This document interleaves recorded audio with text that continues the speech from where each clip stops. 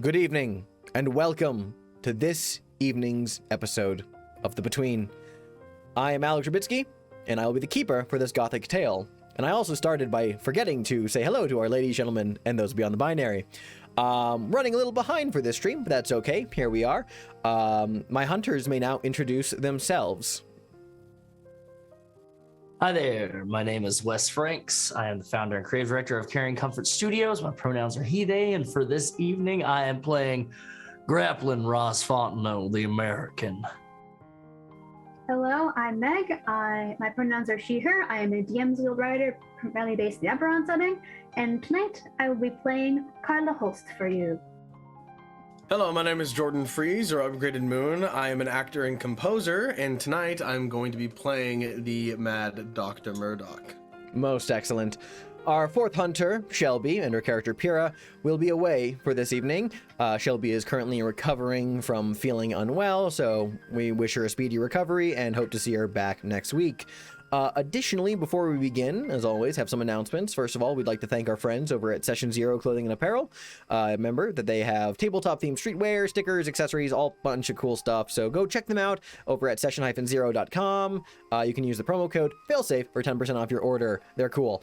Let's see what else. For those of you who enjoy The Between and owning The Between, as of this past week, Season 3, the second expansion for the game's rules was released over on DriveThruRPG, so you should go buy that and check it out. It has a new mastermind, Titania, Queen of the Fae, a new playbook, The Legacy, as played by our very own Shelby, and a bunch of new threats, some of which you might see on this show at some point. So if you like The Between, you want to play more of The Between, go buy Season 3. The folks at the Gauntlet did a very good job. And I believe that's everything off the top of my head. So I think without further ado, let's jump back into the Victorian streets of London and see what happens. So stay tuned, everyone. We will be back momentarily.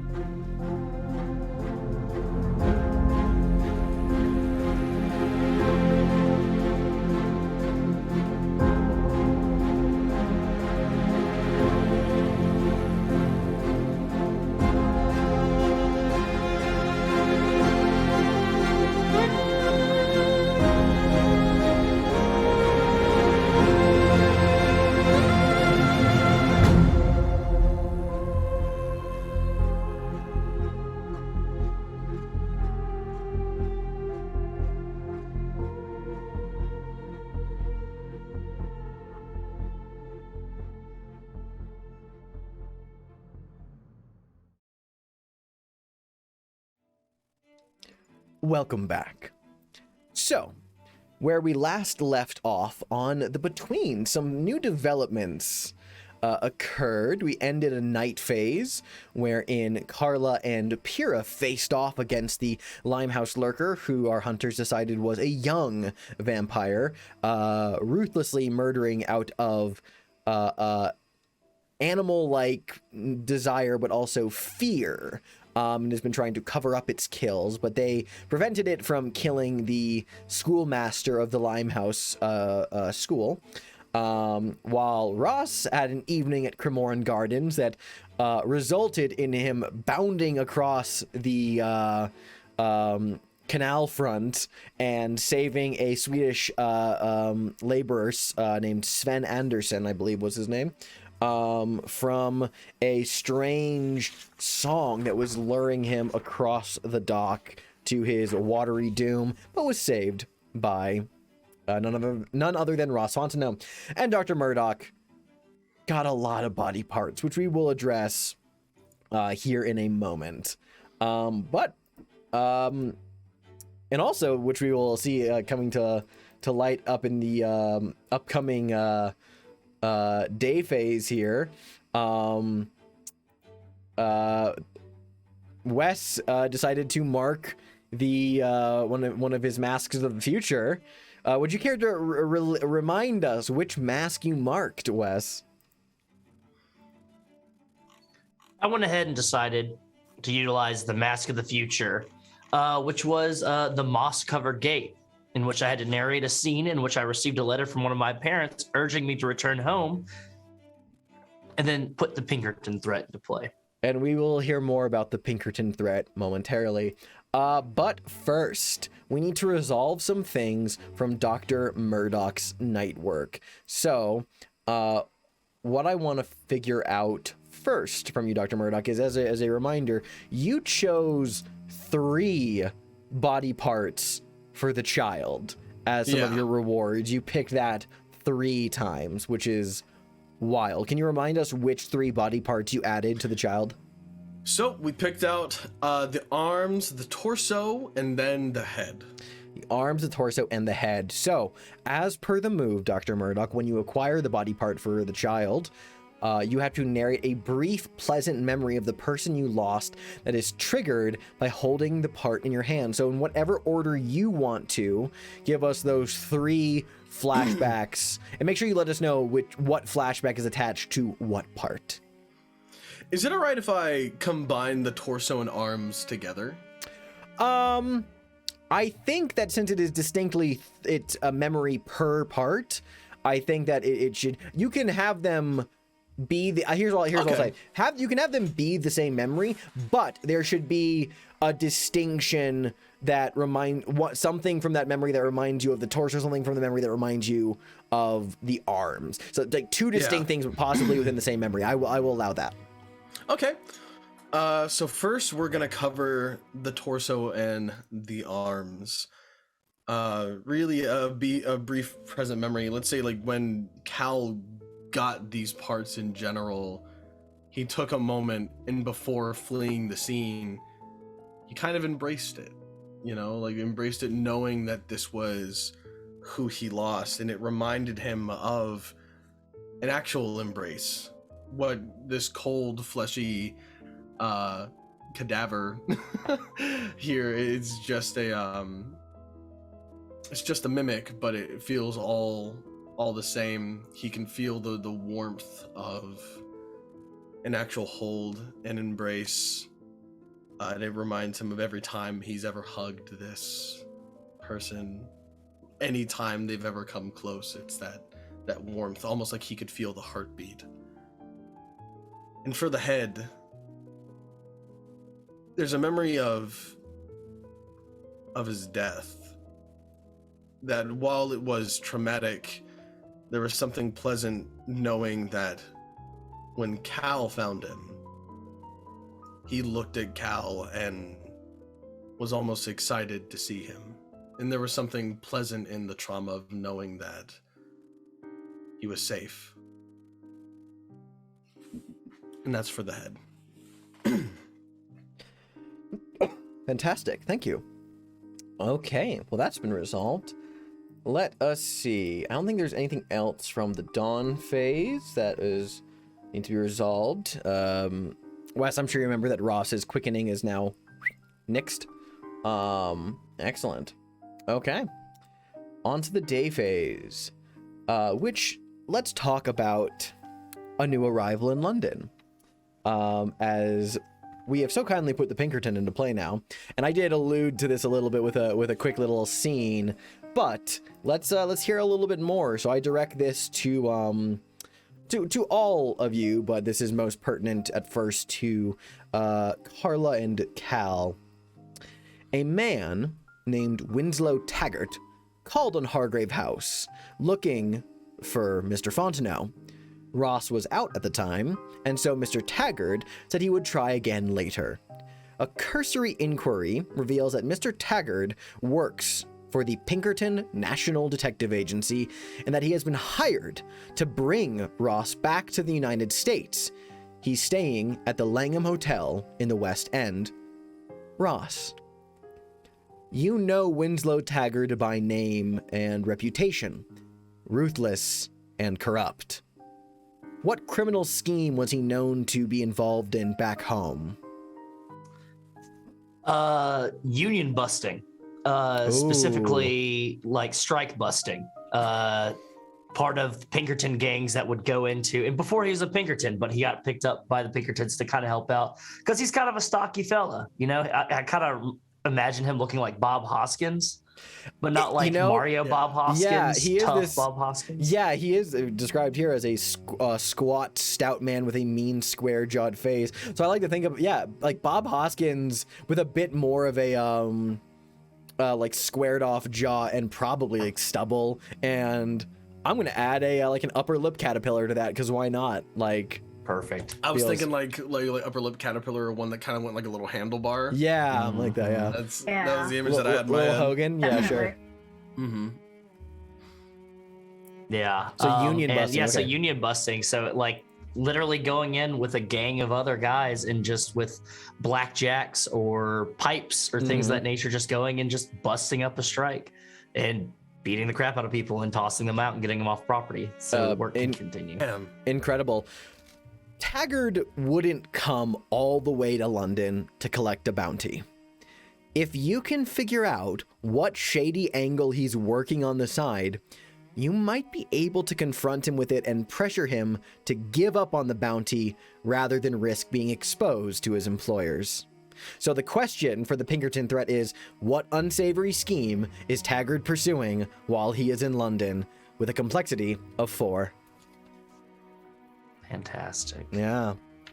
And yes, as a I was just thinking, let's kill him, but like this works too. As a reminder, that might bring a lot of attention to Hargrave House, particularly Ross, to have a Pinkerton go after him and then disappear. Who knows what could happen there? But regardless, it's a day phase, and keeping with what we kind of been doing recently, we've been doing a lot of like, oh, this next day phase takes place a few days or like, after the last night phase. I think that this is actually like a direct correlation. Like this is like one into the other. That feels very appropriate. We had a late night Ross saving someone's life out in Cremorne Gardens, probably came back home really, late.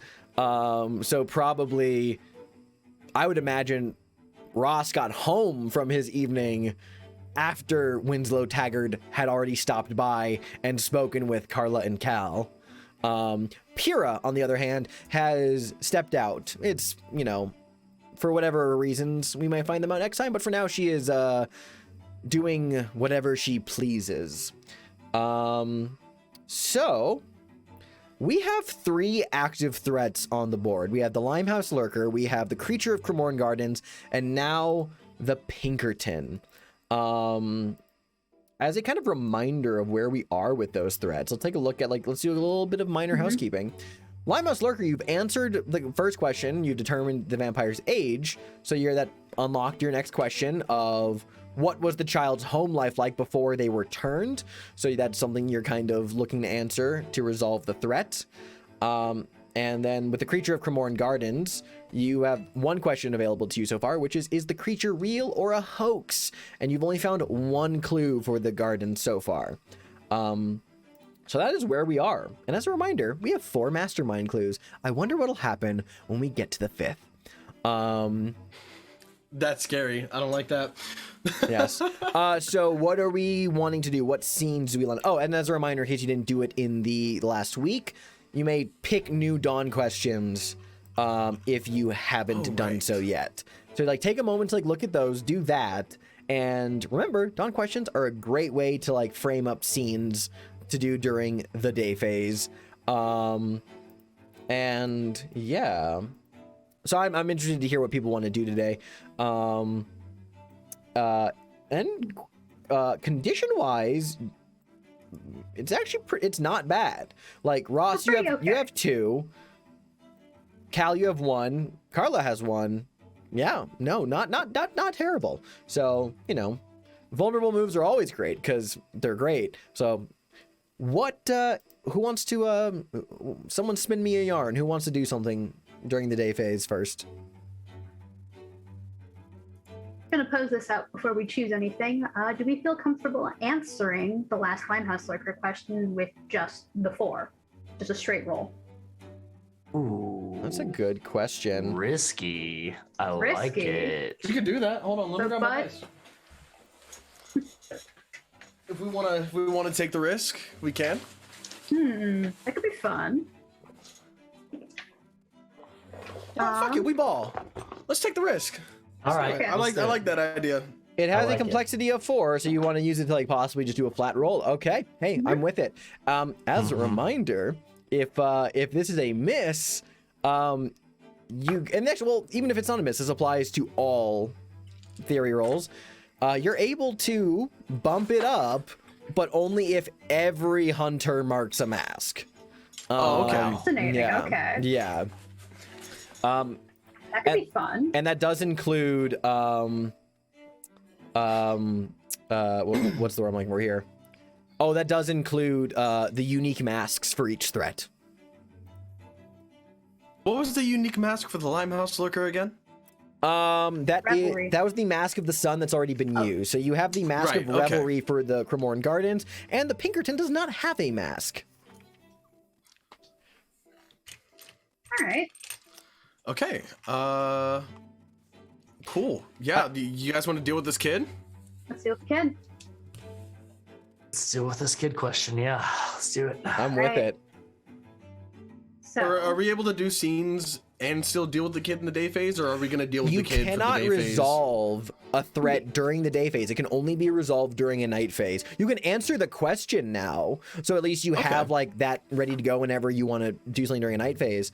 Yeah, the game kind of like has this whole thing where it's like, yeah, you could fight something during the day phase. You could have something cornered, or you could really lay into it, but it'll unless it's the night phase, it'll always get away somehow. Like it'll always escape, or it'll get the upper hand and like flee. So the night phase is the only time you can resolve this, but you can answer it now.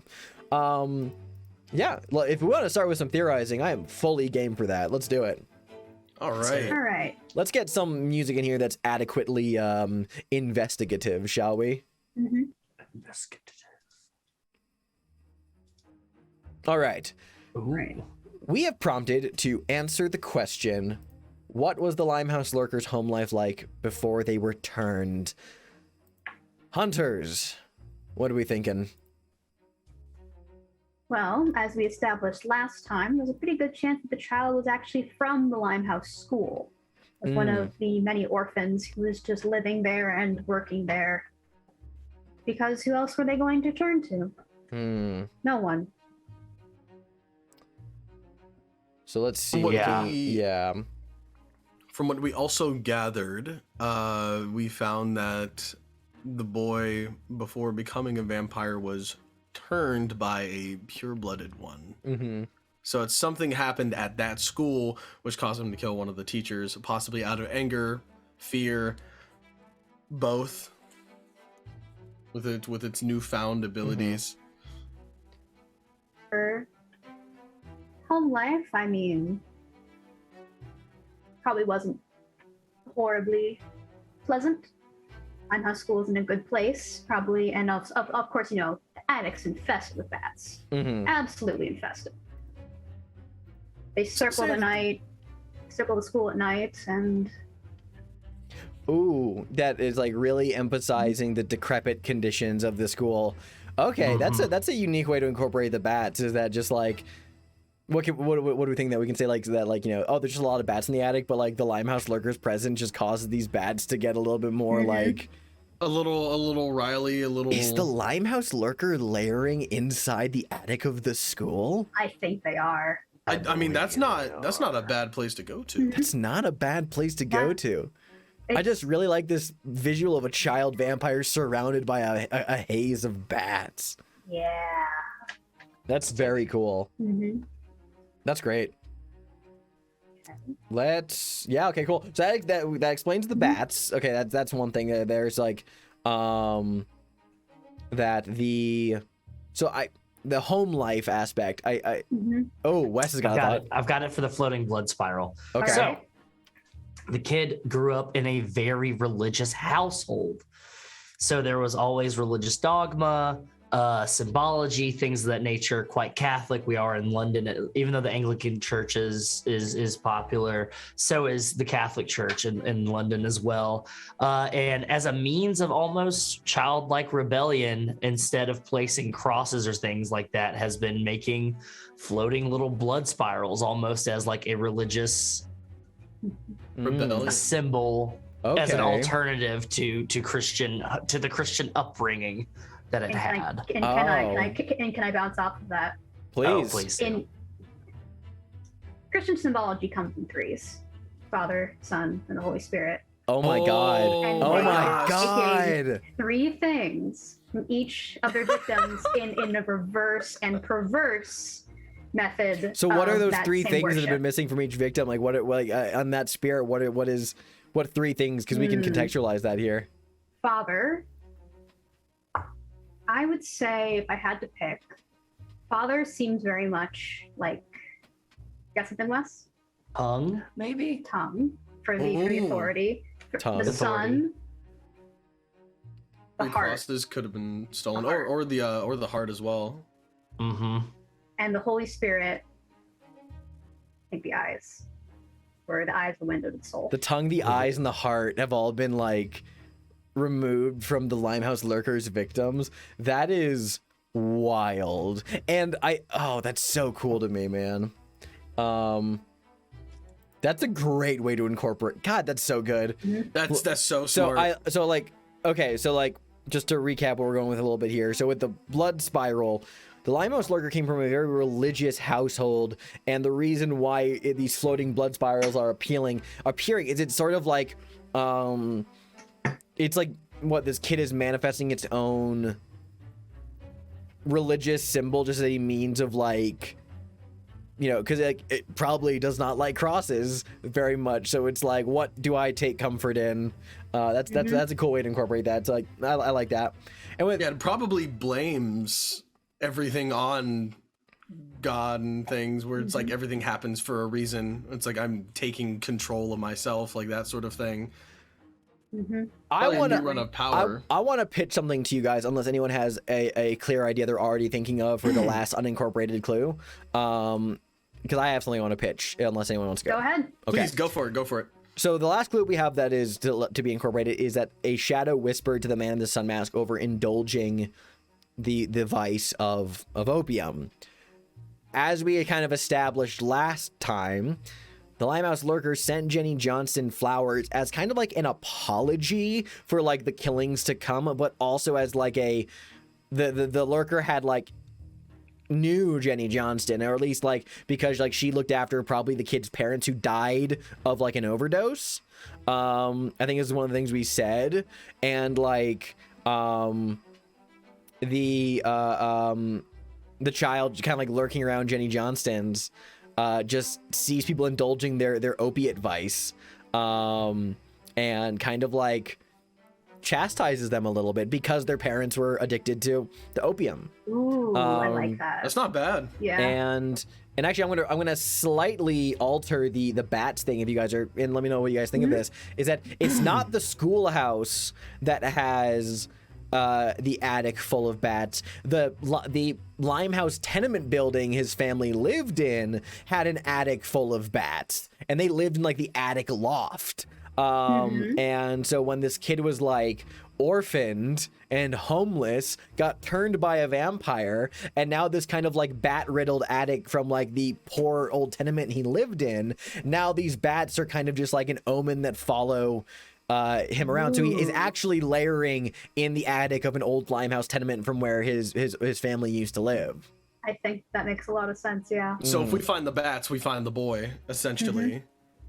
And kinda also, like his little if beacon. I can spin just a tiny bit more on the man in the sun mask, Please, yes. even though the child's no longer, as religious in a Christian way, there's still part of them that wants to call out misdeeds, misdoings. Sort of a devil on someone's shoulders, shall we say. I'm so into that.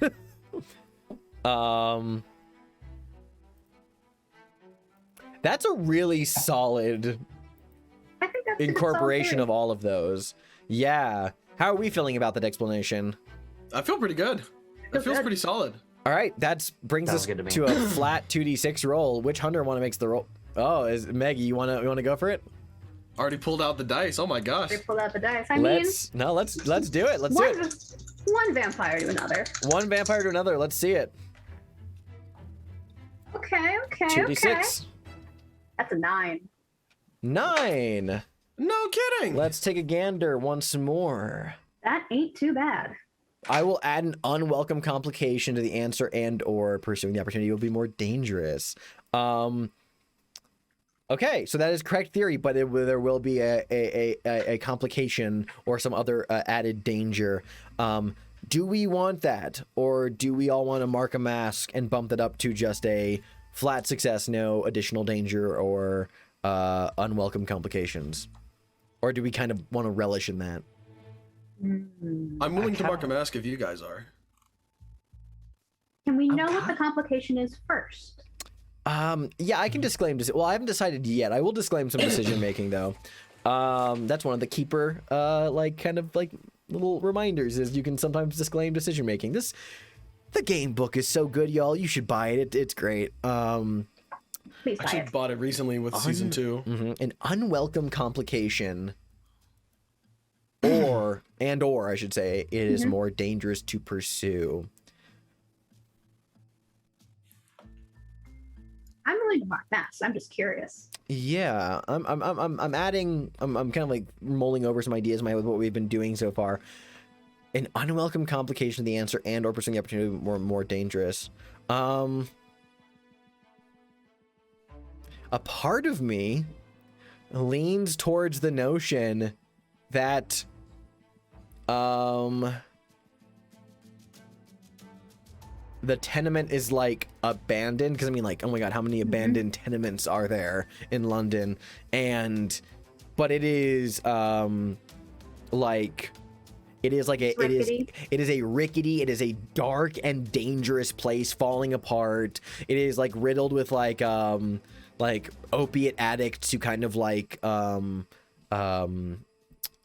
squat there, and so like I think on the one hand it is more dangerous because the location of its lair. Well, actually, let me looking at the opportunity. Actually, I should zero in on this, because what you guys unlocked here by answering this question is the opportunity to lure the vampire into a scene reminiscent of its home life and then destroy it, or make an arrangement for it to safely feed on a regular basis. So it feels like you don't actually need to go to where the lurker is actually living.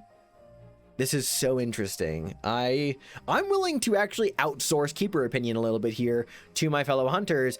If you guys have some cool ideas for unwelcome complications or dangers here, I'm absolutely open to them. Like, if you guys have like a particular spin you want to give that there. Oh, Jordan, you're muted. Yeah, I was thinking that maybe to lure it out, we kind of like put someone on a stick, you know, like we put them on a lure.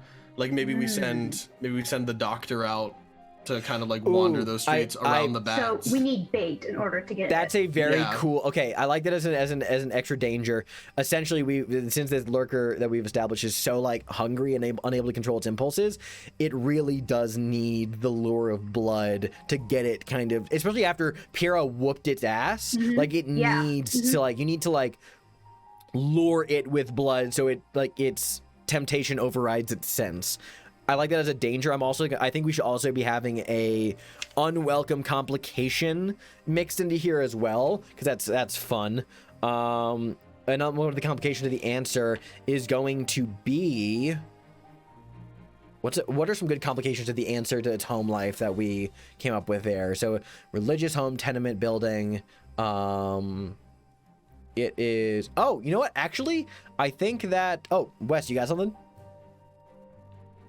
With everything that has been happening in Limehouse recently, nobody wanted to get the police involved, but somebody has hired a priest to come around to commit like a blessing around the area. Yeah. And That- so there's like a wandering Yeah. clergyman that might get one of the keeper moves is like authority figures show up, and that could just be like someone with a position of power, so like the clergy, some priests have Yeah. come around to like do so. Like, okay, so there's just like a bunch of like priests in Limehouse recently. Yeah, especially after last night. Like, there's all these like rumors going around. I think that's great. I think it's Yeah. fantastic. I think that's a great Oh man. Oh, we gotta unwelcome keep track of complication somebody. is that there are priests all over Limehouse, and also the child must be lured with blood. I think that's a I like great that. yeah, that's great. I love that. I think I like that. Way to answer a question, everybody. That's fantastic. I love that. All right. You got that answer in the bag. So that can be pursued any night phase you want. So Now, did we want to put on a mask and avoid that, or do we want to embrace that fully and just kind of take it? How do you guys feel about it? I'm okay with putting on a mask, but I also kind of like the chaos element of having to do our job like with a it bunch of too. little Yeah. priests around. I do kind of like the added danger a little bit. I think they'll be interesting. especially with your Okay, we main ball. monster hunter away. We'll solve it a different way. Uh-huh. I have faith in us. All right. It seems like we are keeping the dangers and complications. Hey, whatever's the more fun story, I'm here for it. Great. I love that. So let's queue up some keepers, let's queue up some hunters scenes. Anything got any, now that you've answered the question, that's a little bit of a freebie. I love that. Anyone got anything they want to do today? Any scenes you want to queue up? Ideas you have? I think I'm going to go to Camoran Gardens this time. I might go with you. I might go with you on that one. See what we can't dig up together. I am going to indulge in my vice so that I can get rid of one of my conditions. Oh, cool. So, like, which hunter do you want to get a vulnerable move from? I was gonna cow. Yeah. I have yeah. not you had like a a vulnerable vulnerable move from cow. Cal. This is Sure. actually, this might be, even though, like, you don't have, like, 2 conditions you can clear, that's a great place to have an infirmary scene with of some opiates taking care of your scrapes and It splintered is. nature. That's a great place It is to. a painkiller. It is a painkiller. Get- Back True. to pain. Get a little like doctor. How's that sound doing the infirmary? That sounds wonderful. That sounds like a wonderful Sounds idea. Fantastic. Love it. Great. But then 2 of you are gonna go to Cremorne Gardens. Okay. So let's go ahead and just start with the vulnerable move. Get that out of the way. I kind of love that. So then yeah, let's queue it up here. Did we answer the infirmary paint the scene question previously? We never went there. We so never we went there. We never filled Yeah, it in. so let's actually do that right now.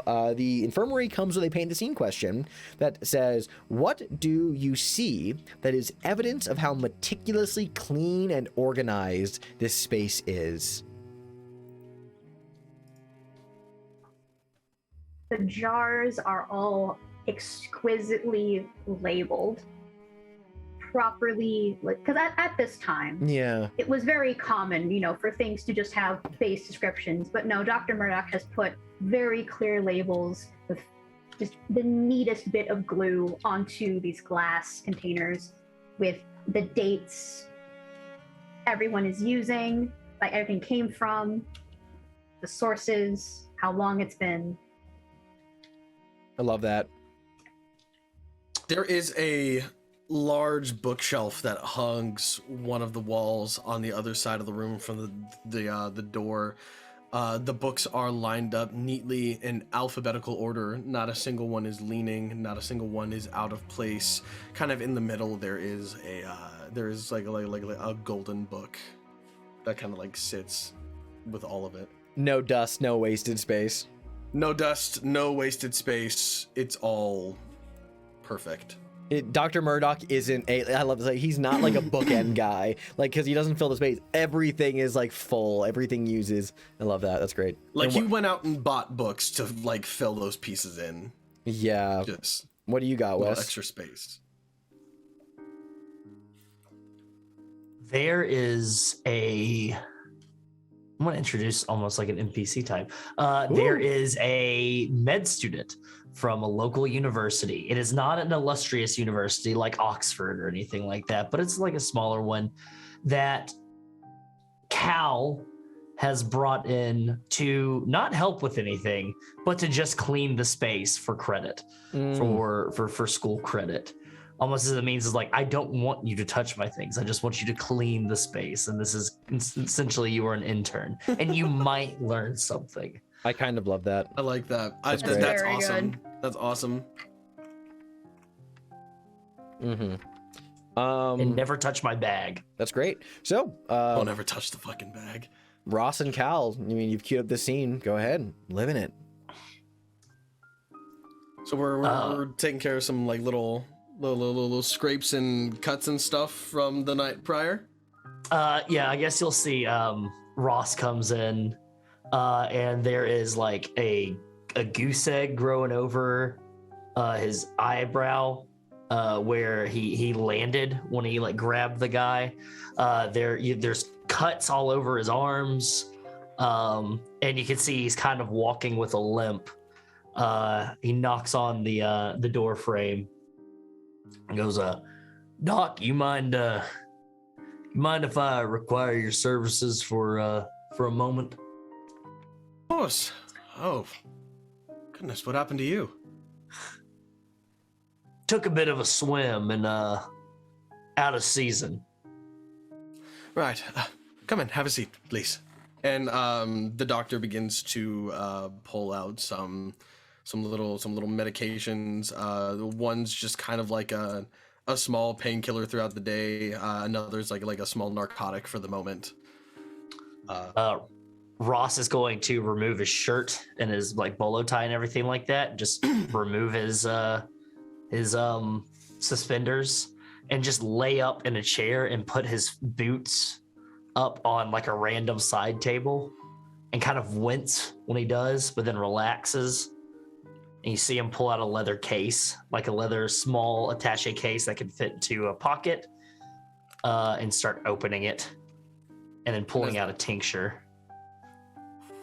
Okay, and as the doc starts to pull things out, he pulls out like a needle. Are you afraid of needles, Mr. Fontenot?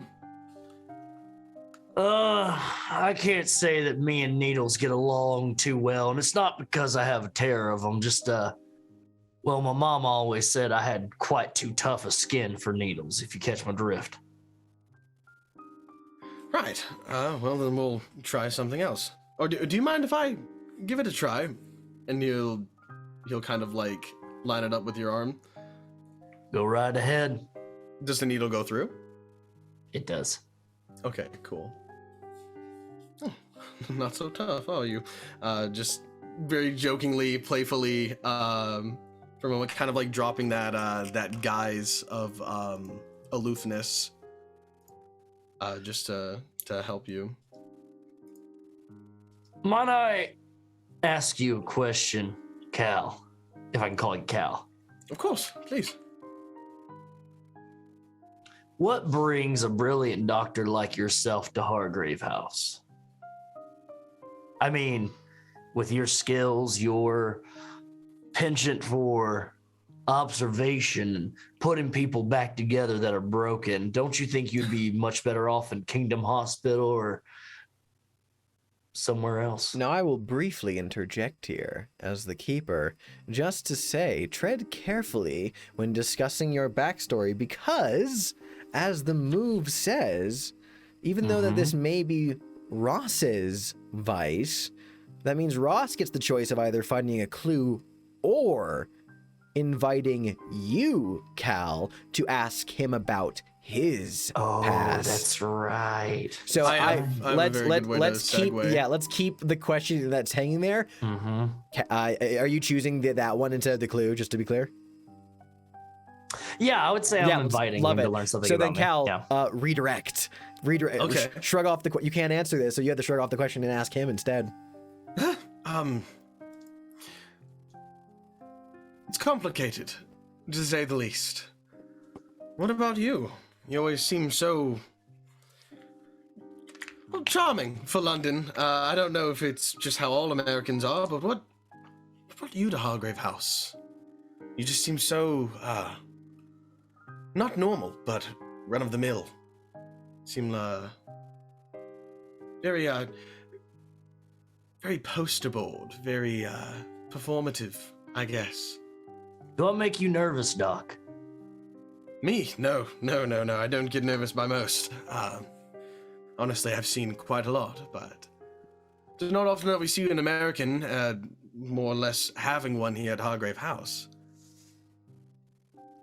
You know, it actually reminds me, there was someone looking for you, this morning. Asking about you. He goes by the name of... Oh shit, I lost his name. Winslow Taggart. It's another. Winslow Taggart. Do you happen to know him? Ross has pulled out the tincture and is like about to put a couple of drops in his mouth, and he stops, sighs, puts a couple of drops in his mouth, puts the dropper back in the glass, takes a deep breath and goes, "That name sounds familiar to me. I think I've come across a Mr. Taggart once or twice in my life. Let's just say that my time out west was complicated. I crossed paths with a great many people, and I crossed paths with some very reviled, despicable folk as well. To answer your question why I'm at Hargrave House,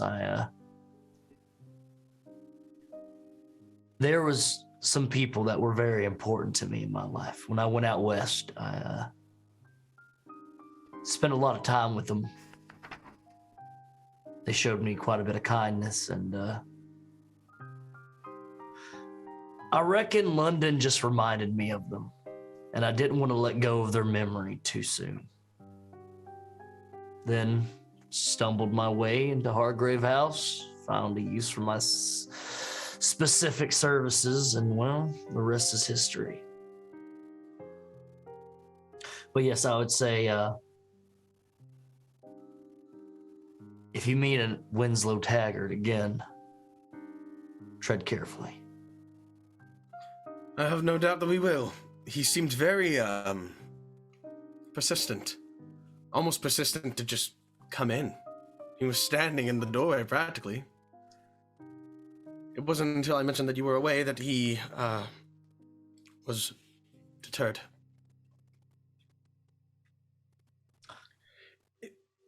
If there's something that might put us in jeopardy about this man, would you rather that we, take care of him, or would you rather that we take care of him? So when the doc says that, he kind of like, his eyebrows kind of furrow in this weird, almost almost hungry way, like he wants to,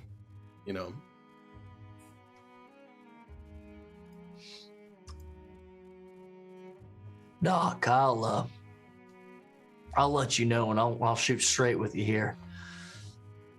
There are people in this life that you can take care of, that you can remove them from the board permanently.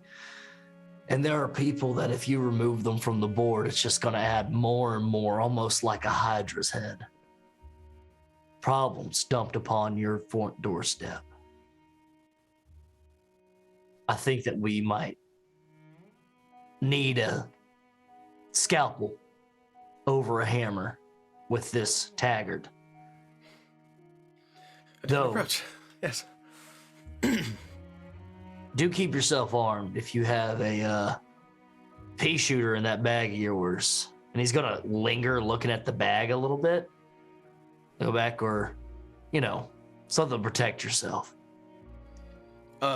Cal, incredibly uncomfortable about the bag, kind of like puts a hand on it, just chuckles and puts it to the side, almost behind him, almost to protect it. I can handle myself pretty well. So I think I'll be all right. You, however, should be good to go. Be careful about using this arm too much. You've got a lot of bruising in the shoulder. Looks like you took a tumble. Ross will stand up and you'll hear him pop his back. You hear like a rumbling kind of deep in his chest. Then he'll go, feel good as new, Doc. And he's gonna go and clap the Doc a couple of times on the cheek. Say, good looking out there, buddy. Good looking out indeed. He gives you like a nod and like a little warm handshake. There's this ever-present smell of iron that's just kind of like emanating from the doctor. Excellent scene. Dr. Murdock, I actually want to ask you, would you like to take your bag into your secret laboratory and store those newly found parts? Yeah, I think that would be perfect. I'd actually love, because we haven't actually addressed this yet, and I actually would love to hear about it now. As part of the child move you have as the mother is that you have a secret laboratory in Hargrave House. Let's hear about this secret lab. Like, where is it? Like, how does he get to it? What does it kind of like look like on the inside? Like, there's no paint the scene question associated here, but just kind of like paint us a picture of like where this is, and also like how he came to have this secret lab he probably found and maybe retrofitted. Okay. I don't know. So for a moment after Ross leaves, he looks down at the bag and just kind of like places a warm hand on it, and he turns his head over to the intern that is there. Bernice, you can take the rest of the day off. I'll put in a good word for you this week. I'm going to say that there isn't even like the politeness of being like, oh, are you sure? Bernice is not like working at Hargrave House. Like, the place wigs her out. So she just says, thank you, Dr. Murdock, and she leaves. She leaves out of there as quickly as possible. Like, she is pale and goose-fleshed every day working in here. But I mean, at least she's getting a university credit. And the doctor looks towards the bag, and he, picks it up by the handle, walks over to the bookshelf that we established before, just kind of like drags his fingers across those books and stops at the golden book in the middle as he brings his hand along the top and pulls it down. And the bookshelf begins to move to the side, revealing this wide open space, almost occupying an entire corner of the Hargrave House that just doesn't get explored often. The doors that go to this room have been walled up since then. This is the only entrance that there is. Inside the room, there is this large metal table that is kind of positioned upwards, below a skylight of glass.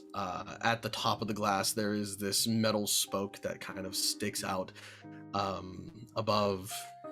As the doctor pulls open the bag, he pulls open the head, examines it, examines the hair on top, and just kind of ruffles it a bit, puts it into place. He opens up another bag that had the guts before. As he puts the body and arms on the table, reopens them and puts the guts inside, connects the hands, connects the head. And he looks. Almost.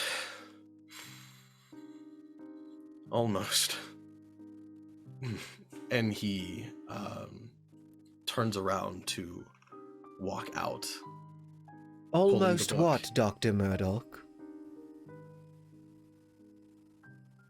Hello? He looks around. Who said that to him? You think you see like a reflection of movement in some like storage jars you probably have in here? You're not supposed to be in here. As he moves quickly to cover the creation. But I am not here, Dr. Murdock. Not really. I see things, feel things, and you think you see a shape kind of tucked away in a kind of like corner behind some shelves and equipment, a smaller shape, and a young man steps out, probably like early teens, hard to say, but he is a strange looking boy, mystical face paint, a jewel positioned at his brow, almost as if like a third eye, and stands in your lab and looks at you and says, "You are a most curious individual, Dr. Callum Murdock." What I'm curious about is how you got inside. What's your name? Who are you? I am Greco, the second-sighted boy. You will meet me soon, and I am not here, Dr. Murdock. I have not entered your space, and neither have you. I'm sorry? You're asleep. This is a dream. A nap. Of course it is. Yes. As he turns over to look back towards the body, looks out of the room. Well, if I'm asleep, then where am I really? I just had a conversation with my intern, with a compatriot of mine. Oh, no, you are in this room. You're just a little tuckered out after positioning your craft. You sat down. Do you remember now? Took a brief little rest while you had some time before leaving. You're asleep. Are you familiar with the term hypnagogia, Dr. Murdock? You are a man of science. I am, yes. Waking dream. Hello. You're interesting, a very interesting individual indeed, and I see many things. I think we should talk. Soon. On your own time. Enjoy the rest of your nap, Dr. Murdock. Where can I find you? And when you look for him, he's gone, and then you suddenly wake up in like resting against a stool at the foot of your table, having taken a brief little rest after putting the pieces of the child into place.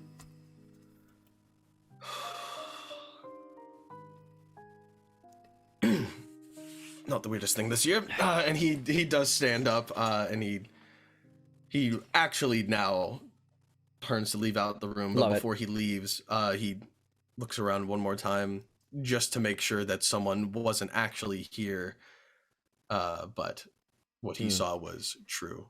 Indeed. It sounded like Carla and Cal are going over to Cremorne Gardens. What is Ross gonna do?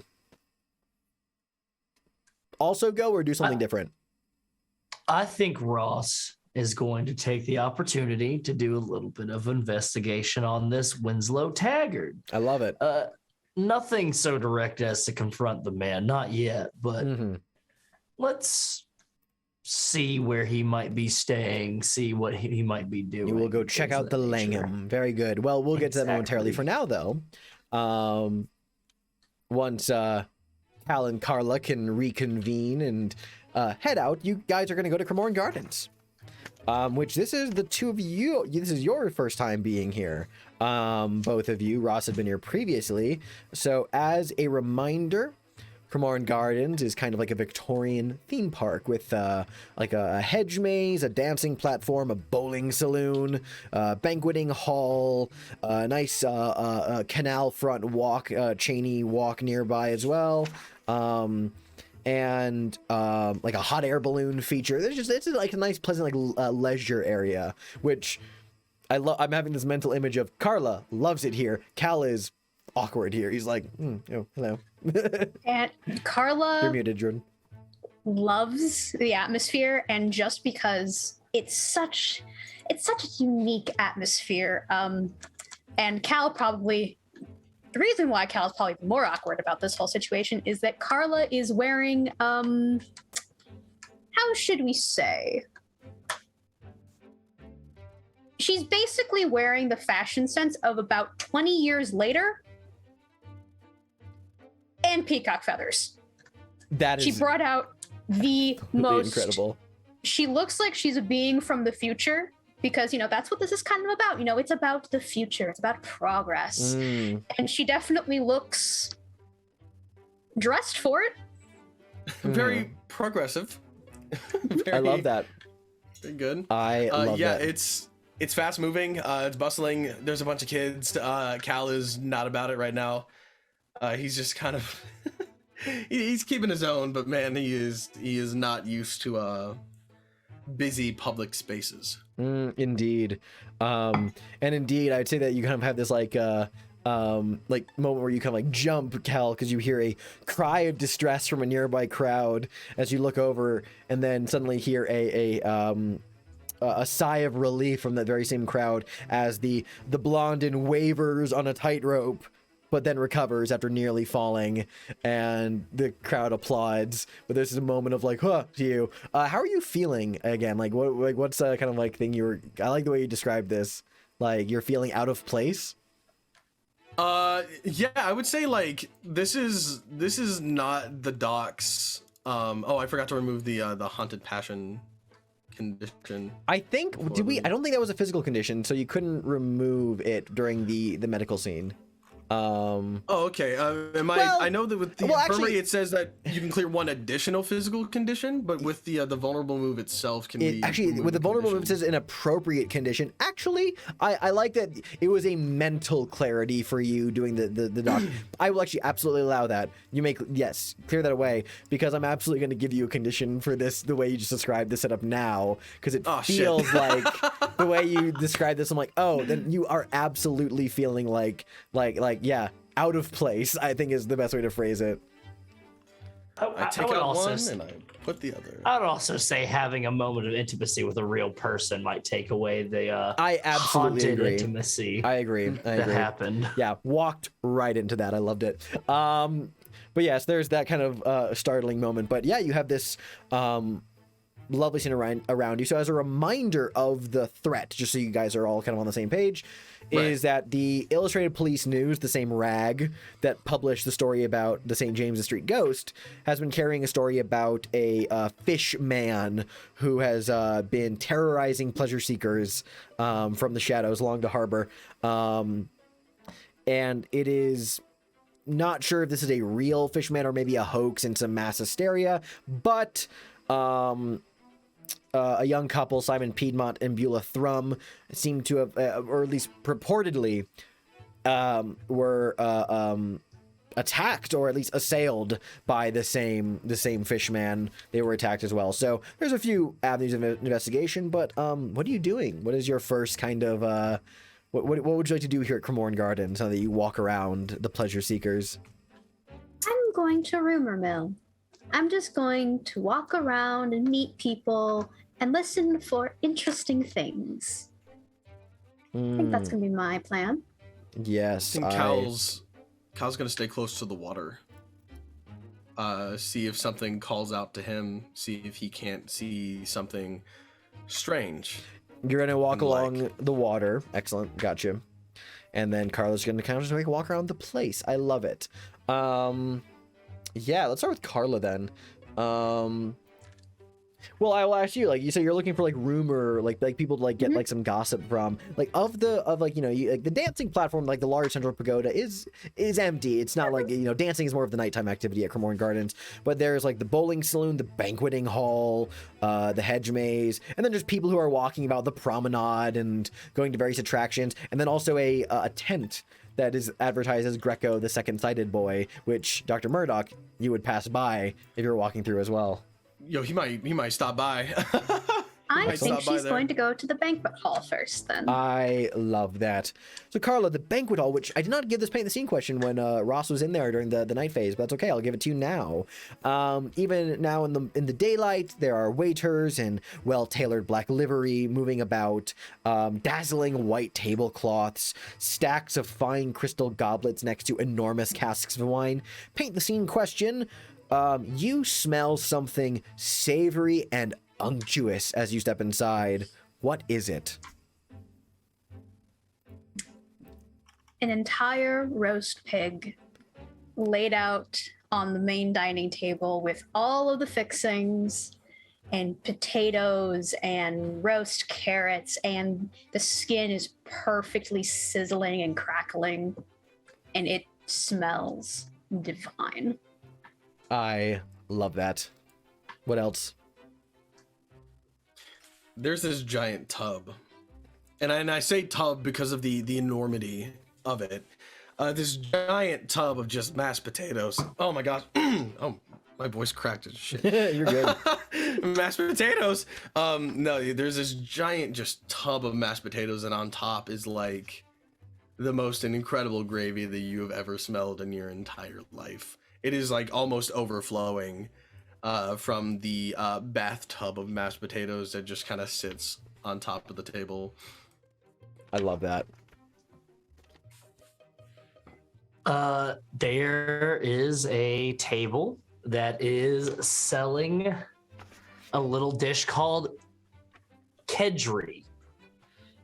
For those that don't know what kedgeree is, it is smoked haddock, milk, and a rice stir fry that is topped with halved boiled eggs and seasoned with curry, coriander, and turmeric. Ooh. Ooh. That does indeed sound savory and unctuous. I love that. Well, Carla, you step inside, and I'm going to say that you have an eye for the right person in the room, and that person is going to be a bon vivant woman who is seated in here, currently enjoying a meal. Yes, Wes, a bon vivant. Who is wearing this fabulous fascinator on her head, glass of wine in her hand. It's like 10 a.m. And is just chatting up people nearby, kind of like floating between tables. You see her say, "Oh, so lovely to see you, darling, so lovely. Yes, I know I'm usually near the dancing platform, but oh, it just smells so lovely in here. The turmeric is overwhelming." And is wandering, and I'm gonna say you clock this woman as like prime target. So I think Carla, she gets a little something to eat, picks up something here, something there, and as she wanders, she ends up just next to this woman. "Oh, darling, where did you get that hat? I have to know." She kind of spins around a little bit. She's so like impeccably dressed, and like she looks at you, and she clocks you. There's like a glint of great curiosity, but like the curiosity is the first touch, and then it follows by like a deep kind of like momentary awe of just your own beauty before it kind of like settles back into this smug nature. She just goes, "Oh, yes, I had this custom made. Your outfit, was it found Also at a custom. zoo?" Oh my. How Well, quaint. custom. I have many, many friends in India. India. How exotic. Fascinating. Well, you're new around here, my beautiful young lady. Who might you be? My name is Carla Holst. Carla. Germanic. Indeed it is. Albertina Welk. She like holds like a little hand out politely. She'll take it, but she won't kiss. Ah. Well, what brings you to Cremorne Gardens? I frequent this place at least 3 times a week myself. Are you new to the city? Fresh off the boat from Germany? No. I've been in London for a while. I've just never made it over here. I've been so busy. It's such a shame. I quite love the place. Oh, it is marvelous. You simply must ride the hot air balloon. And are you one for night activities, Miss Holst? I am. Oh, then you simply must attend the dancing platform. 4,000 bodies all pressed close together in rapturous dance. I know all the new dances, the polka, the Portland, the Boston, but the Viennese waltz is how I made my reputation with this set. Have you heard of the tango? South American, very dramatic. Ah, yes, I think I have. It's quite the exhilarating experience, wouldn't you say? Yes, it is. Well, I was just finishing up with this usual lot. Shall we walk and talk? I can show you all there is to see here at the gardens, my darling. I would love that. Wonderful. And some gossip, if you don't mind. Make an information move plus your presence to see if you can pry this from her. Let's see, do you have anything? Would you say I have advantage on this? Because of your Unquenchable thirst? Unquenchable thirst. Yeah, I think that might apply. You're definitely leveraging your physical appearance, I'd say. You may roll with advantage. Well, would this... I don't think Unwelcome Reminiscence would get in the way of this. So yeah, Carla's having a wonderful time. Roll with advantage, please. Okay. So because, and just for our audience, after our last dusk phase, I upped my presence to a +3. Ooh, the max it can be. The max it can be, and with that, that is an 11. An 11. I love and that. Actually, oh, you're gonna bump it up. I'm gonna bump it up. I'm curious to see what happens at 5. So I think I'm going to put on a Mask of the Past, because I think this is an appropriate time to do so for this one specifically. Oh, that is absolutely fun. Okay, let's see. I'm gonna give you a then I bump that to a 12, which gives you a mastermind clue. So I think, and while you decide, I think I'll narrate if that's all right. Oh yes, please give us which mask of the past. Like, what's the little prompt it gives you? Narrate a flashback to your young adulthood that shows the first time you met the artist who fell in love with you. Amazing. Please. So as Carla is walking with Albertina, and they head into the hedge maze. I will have a paint the scene question for you in a moment, but do the flashback first. The garden walls start turning back and back and back and back and back, and there's no more hedge maze, but instead rows of beautifully manicured trees. And Carla is walking alongside not someone for the first time, but for the first time as adults. It is her and the individual that she saw during the St. James's Street haunting. Young, thin, dark hair, very androgynous. Their name is Aaron. And the two of them are walking along this path. And it's clear that the two of them are friends. They have been friends ever since they were kids, but this is the first time that they have really talked as adults. And you can see that because as they are walking, Aaron is showing Carla things on this path they have made. Small statuettes, little drawings that they have carved out of, that they've drawn in charcoal or carved out of wood. And they eventually lead her into a small cave that's off of this beaten path. And this entire time that they have been walking and they've been talking, Carla has been carrying a small parasol over her. And as they reach this cave, they turn to her. Carla, there's nothing I can do, nothing I can say, but I want you to... And the words break away and they tear a cloth. And there you see the statue.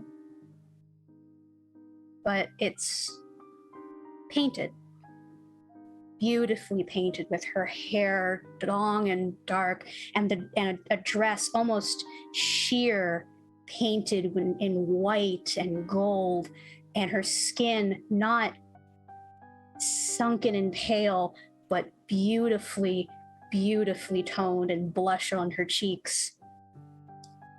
And as she reaches out to touch it, a little bit of light filters through the cave ceiling, a little bit of sunlight, and it hits her hand, and nothing happens. And the scene fades. Incredible. You walk through the hedges with Albertina Welk. Here's these towering hedges that seem to block you off from the outside world. Some benches and fountains, the occasional animal. But here's a paint the scene question. Unbeknownst to the people entering it the first time, the hedge maze is designed to scare patrons. What frightening display do you see when you turn a corner?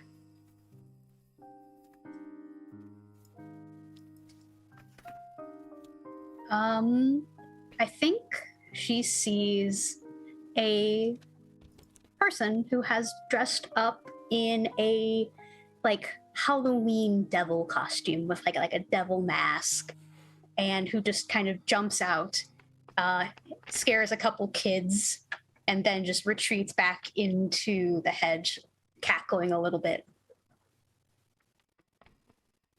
Incredible. I think there are some puppeteering skeletons in fisherman gear that are kind of like bumbling about. Upon closer inspection, these bones seem a little too real to be just puppets.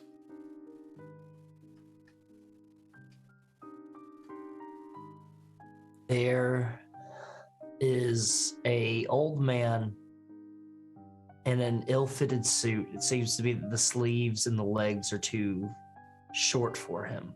And he seems to be about 6'1", and he's just standing by a tree, just looking and watching. Fascinating. You walk through with Albertina Welk, who is telling you all sorts of salacious gossip and details and inflammatory statements about people that she's known to frequent the area, just really just going into it. Nothing that, is necessarily noteworthy, but two things are going to happen here. I decided to give you an extra thing as well because I'm the keeper. I think that you notice something as you're walking through the hedge mazes that Albertina does not. It's all of the stuff she's giving you is fascinating, but nothing is relative to the case yet. But you do spot that, like, in a part of the maze, there's a little area where you notice that several oily fish scales have been discarded in the maze.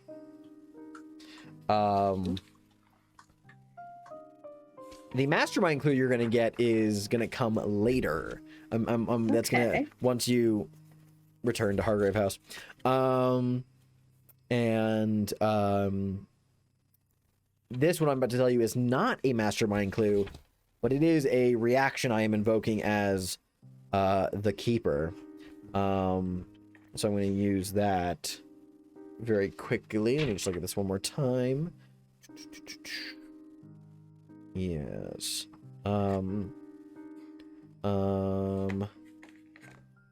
Let's see.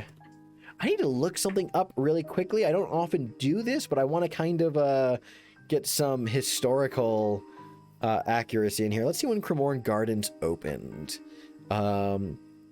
It flourished between 1845 and 18... Okay.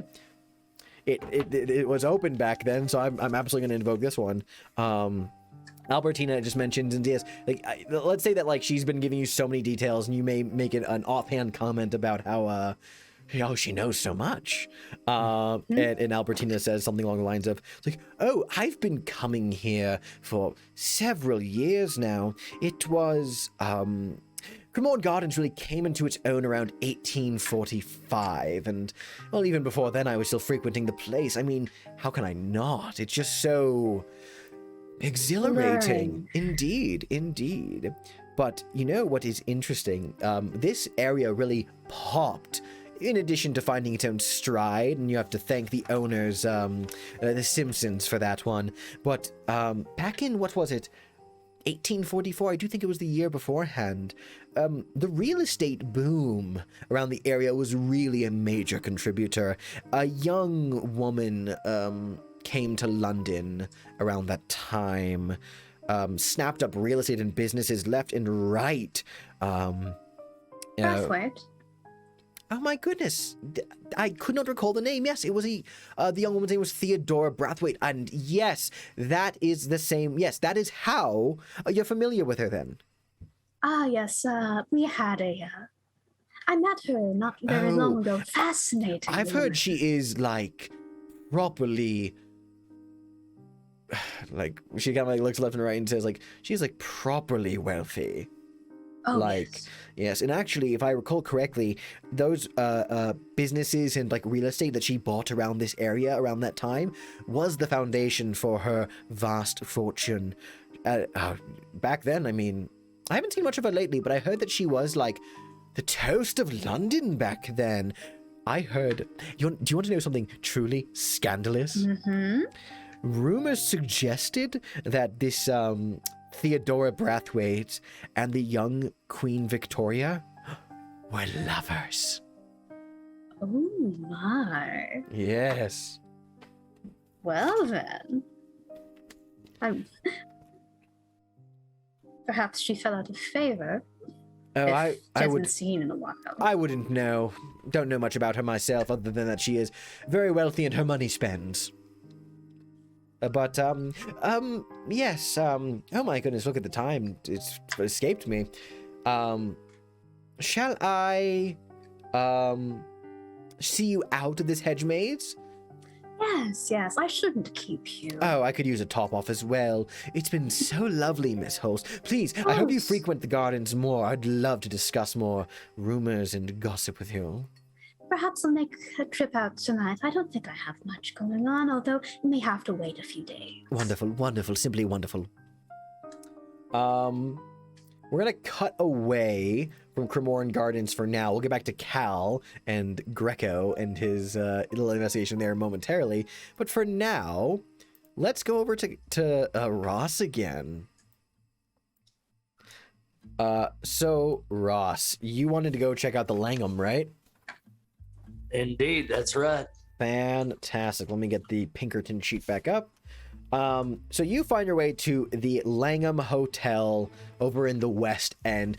You know, theaters and all sorts of, quaint streets and life. London's just such a neat city, right? Like, I think, especially as you, the American, like, there is no city in America that matches anything in Europe.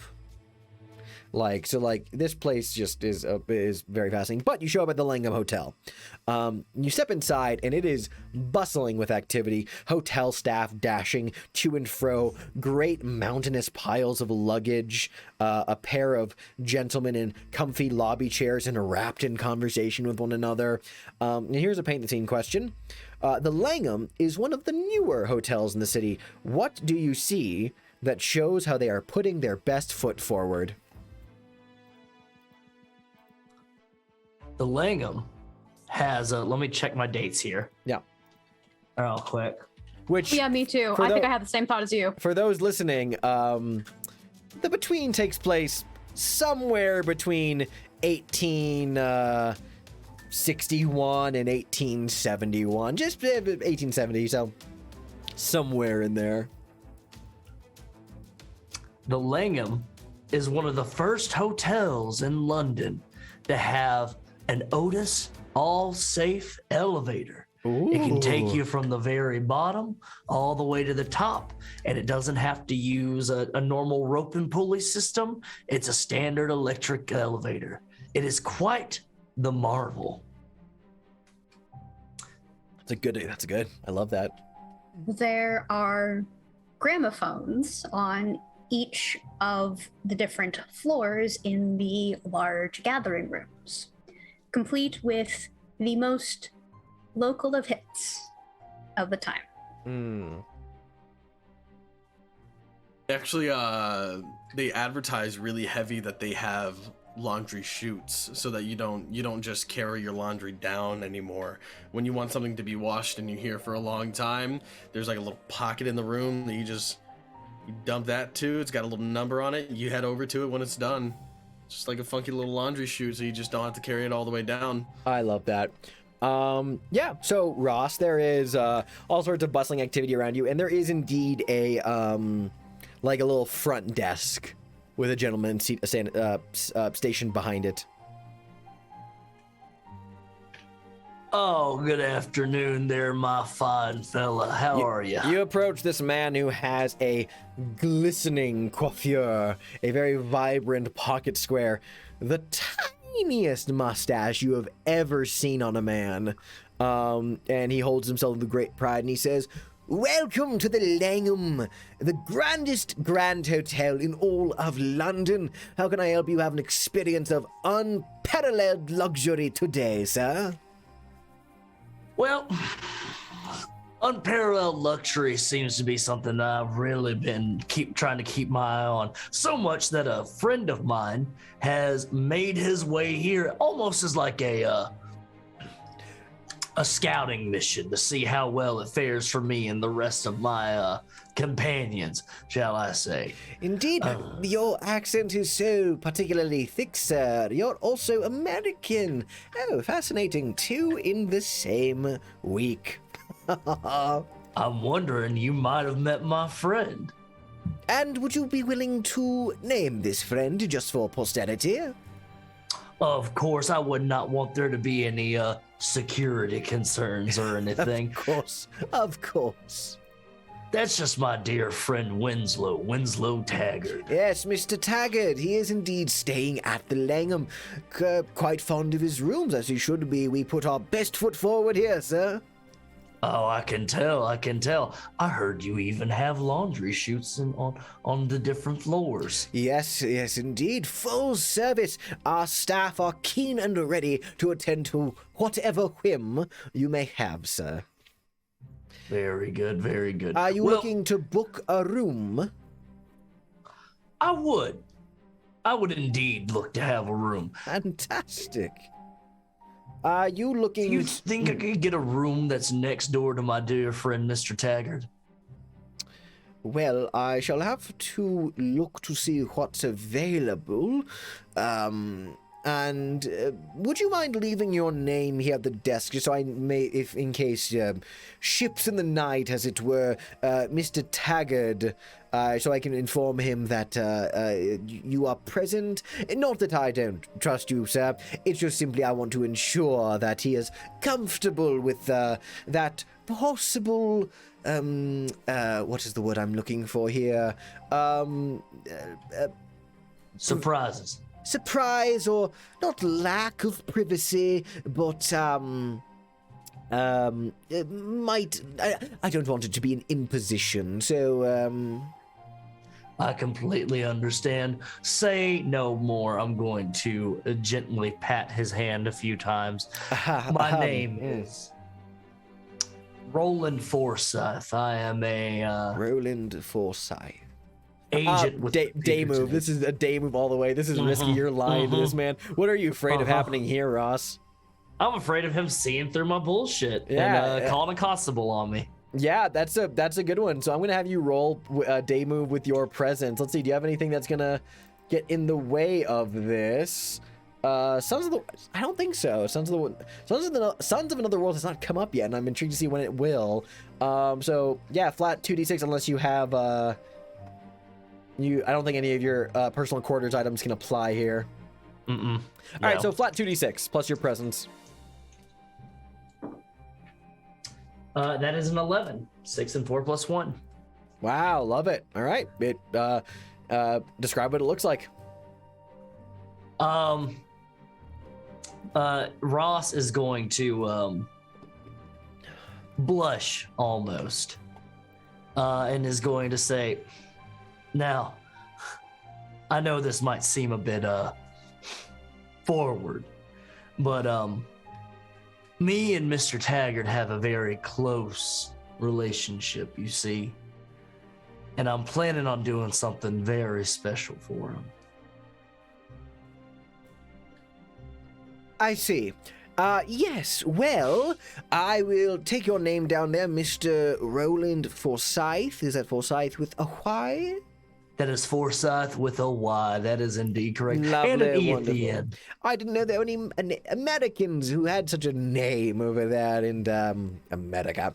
Very well, Forsyth, Roland, and I will inform Mr. Taggart that you have arrived and placed this request just so I can get his approval. But for the time being, would you settle for a room, available suite? And if all is fine and dandy, we can have the staff move you later this evening once Mr. Taggart has returned.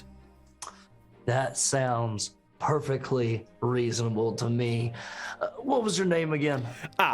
Randall Mayer. I am the manager here at the Langham. Randall Mayer. It's a pleasure to meet you there, Randy. Now, I will take the room, and if I might be able to get moved, that would sound mighty convenient. Is there mayhaps a flower shop or something that you could do for me? Yes, sir. There is a lovely florist, not but 5 blocks just out that way. I'd be more than happy to have one of our attendants grab you a business card. We keep all sorts of local businesses in mind and ready to be distributed for your convenience. Now, for the room itself, that will be, he gives you an obscene number for cost. Yeah. We'll figure it out. Yeah. And yeah, it happily sets you up. One of the bright-eyed and attentive staff members brings you along a card with the address of a florist nearby, and he also gives you a key to a room that they are offering you for now. Perfect. Just to kind of consolidate time and everything like that, Ross is going to go to the florist, and he is going to get a dozen red roses, and is going to get a note to put along with them, and it is going to address it to Winslow Taggart, and on it is going to say, "From across the pond, here you are. I'm so very glad you could end up in my yard. There is never a time for which I do not see. But do not worry, you and I shall meet. Signed, your quarry." Oh, and on that note, we're going to go to a break. Perfect. So we will be back in just a short while and continue with that. So, distinguished guests listening at home, stay tuned. We will be back momentarily. And welcome back. Let's go to Dr. Murdock. Actually, before we do that, I wanted to pitch something to my hunters really quickly. I had a thought while we were on break about the complication for the answer to the Limehouse Lurker. And I want to see if we want to stick to our guns on what we first said, or if my idea we want to go with that. Originally, we said, there's a bunch of priests around, but what if instead we have this already existing character, Police Constable Lansing? What if the police presence is a bit heavier in Limehouse because he's very suspicious? Do we want to stick with the priests, or do we want to adopt the complication of the bobbies are about? Oh man, Both are very good. The bobbies. I think it's gotta be the bobbies. Yeah, I think so. Okay, okay, cool. We'll go with the bobbies on whenever that gets good to know. Just a thought that I had. Anyway, Dr. Murdock, you are visiting. You were gonna go to the waterfront, but then I think you got your eye caught by the Greco tent. Yes. Yeah. Okay. Definitely caught his eye. For sure. Let's see. I'm gonna put this into this song. Yes, the Greco tent. Which, let's see. Yeah, as you approach, a waft of incense fills your nose. This purple tent awaits you. A sign out front advertises the services of Greco, the second-sighted boy. Somebody emerges, just kind of like fascinating, and just kind of like goes on with their day. Would you like to enter, Dr. Murdock? Yeah, let's go right in. All right. Why not? You enter, and in the kind of incense haze and decorated interior, indeed, you see a boy who you recognize from a waking dream earlier this morning, who sits kind of on at a plush chair behind a small table. He looks up at you and says, "Dr. Murdock, you came." Yes, you happen to catch my eye. Let's not be coy with each other. And he takes a seat. I am Is there some? never coy, Dr. Murdock. Is there something that you want? Want? No. Well, it depends, I suppose, on what you mean by want. But of your associates at Hargrave House, with the exception of that ferocious huntress, you are also open to the possibilities of greater powers. For the time being, I thought it would be impolite if I didn't at least introduce myself. Well, I appreciate the introduction. Apologies for coming across as crass. You caught me at a rather emotional moment. Don't worry about me, Dr. Murdock. Your secret is not at risk of exposure, from my sight, at least. When you speak of power, what do you mean by that? People don't just come to Hargrave House unless they need something of the supernatural. I just mean that you have, as of late, opened your mind to the possibilities of cosmic significance. This happened because you have the cosmic passage marked. I love the cosmic passage. Mm-hmm. Well, of course. I mean, like any doctor, you must pick up new skills, new trade when challenges approach you. Yes? Indeed. I see many things. I've always been able to see and feel things. And you are a man in need of answers. So,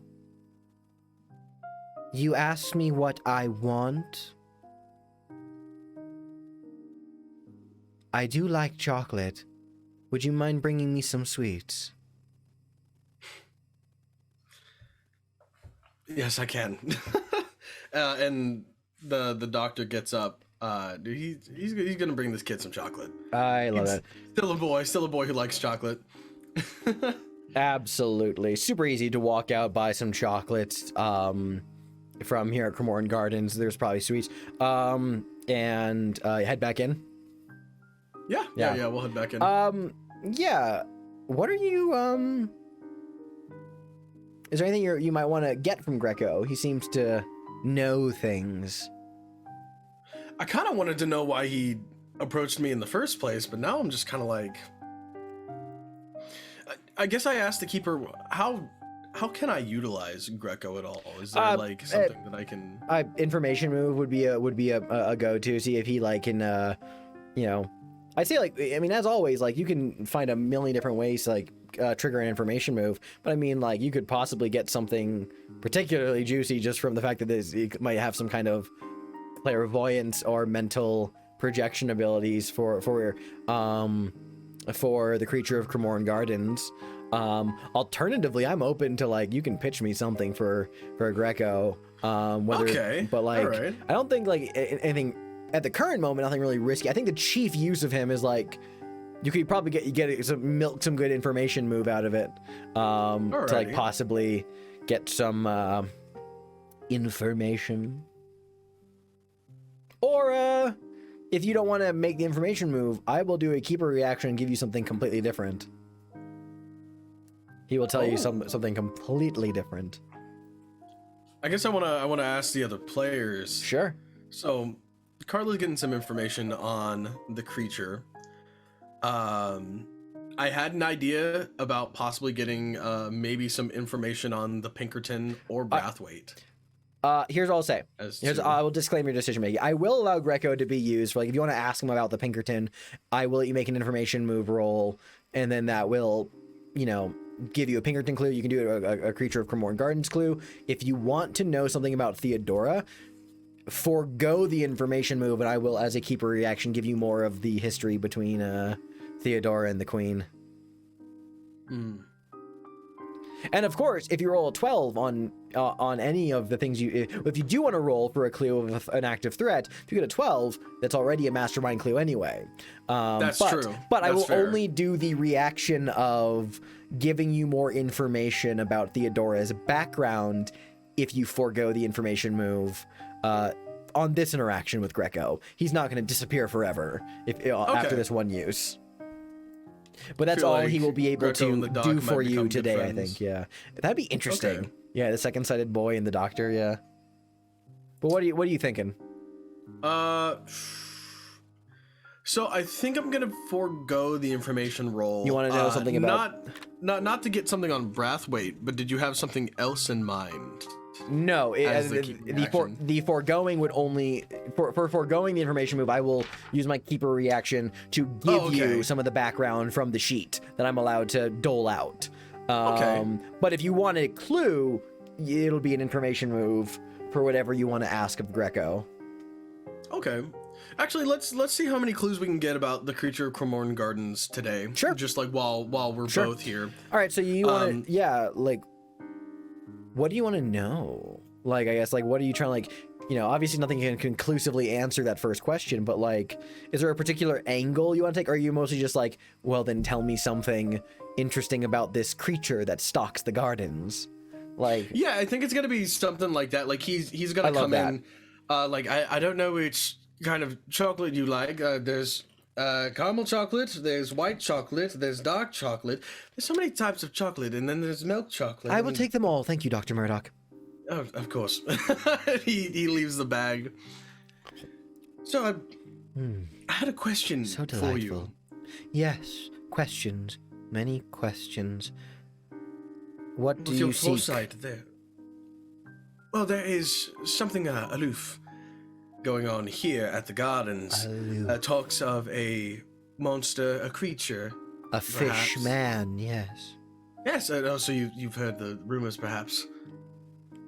Indeed. Well, we are here to investigate it. That's actually why I'm here in the first place. Indeed. Very Do you well. know anything about that? Let's have this be information move plus your sensitivity. I love sensitivity. That's a new one for me. Let's see. Do you have any conditions? Currently out of place. I don't think that it will get in the way of this in particular. And then do you want to get any advantages on this? If you can argue for any of your items to somehow come into play here, but I don't see an argument. I might freak him out if I pull out a jar with a hard net. He's seen your child. That's true. That's fair. Mm-hmm. Nah. Okay. We're gonna do a straight roll. All right, so do that plus your sensitivity. Okay, so that is going to be a 7. Oh wait, no. With sensitivity, that's going to be an 8. So it's in the same range of a clue with a complication. Okay. Yeah, but could I don a Mask of the Past and bump it up one? Oh, I would never say no to you, good sir. Would you like to narrate that now or wait for a little bit? We'll give it a sec. Give it a sec. Let this play out, and then we can. You will dive bump into that up to just a flat clue. Let's see. Oh, well, I see bold text on my sheet that says only available if a hunter has the Cosmic Passage mark, so I'm just going to do that. I do, in fact, have the Cosmic Passage marked. Yes. He begins to close his eyes, relish the chocolate in his mouth, inhale the incense in the haze. And he takes your hand in his like small, smaller, delicate hands. And he says, "Breathe deep, Dr. Murdock. Join me as I open my third eye." And begins to kind of like hum softly to himself. And Dr. Murdock, in the incense haze, you see appearing before you an apparition. A woman. She is soaked head to toe, freshly dripping, bits of seaweed hanging off of her waterlogged form, and brackish seawater just dribbles from her lips as she stares vacantly into the void. This drowned woman shape just kind of mutters something indiscernible, and then she is gone. The apparition of the drowned woman. There you go, is a clue. And All right. And Greco That's says, cool. "That is interesting. I don't know the particular relevance of this, but a strong spirit has reached out to you. This is not your first time dealing with spirits, is it, Doctor?"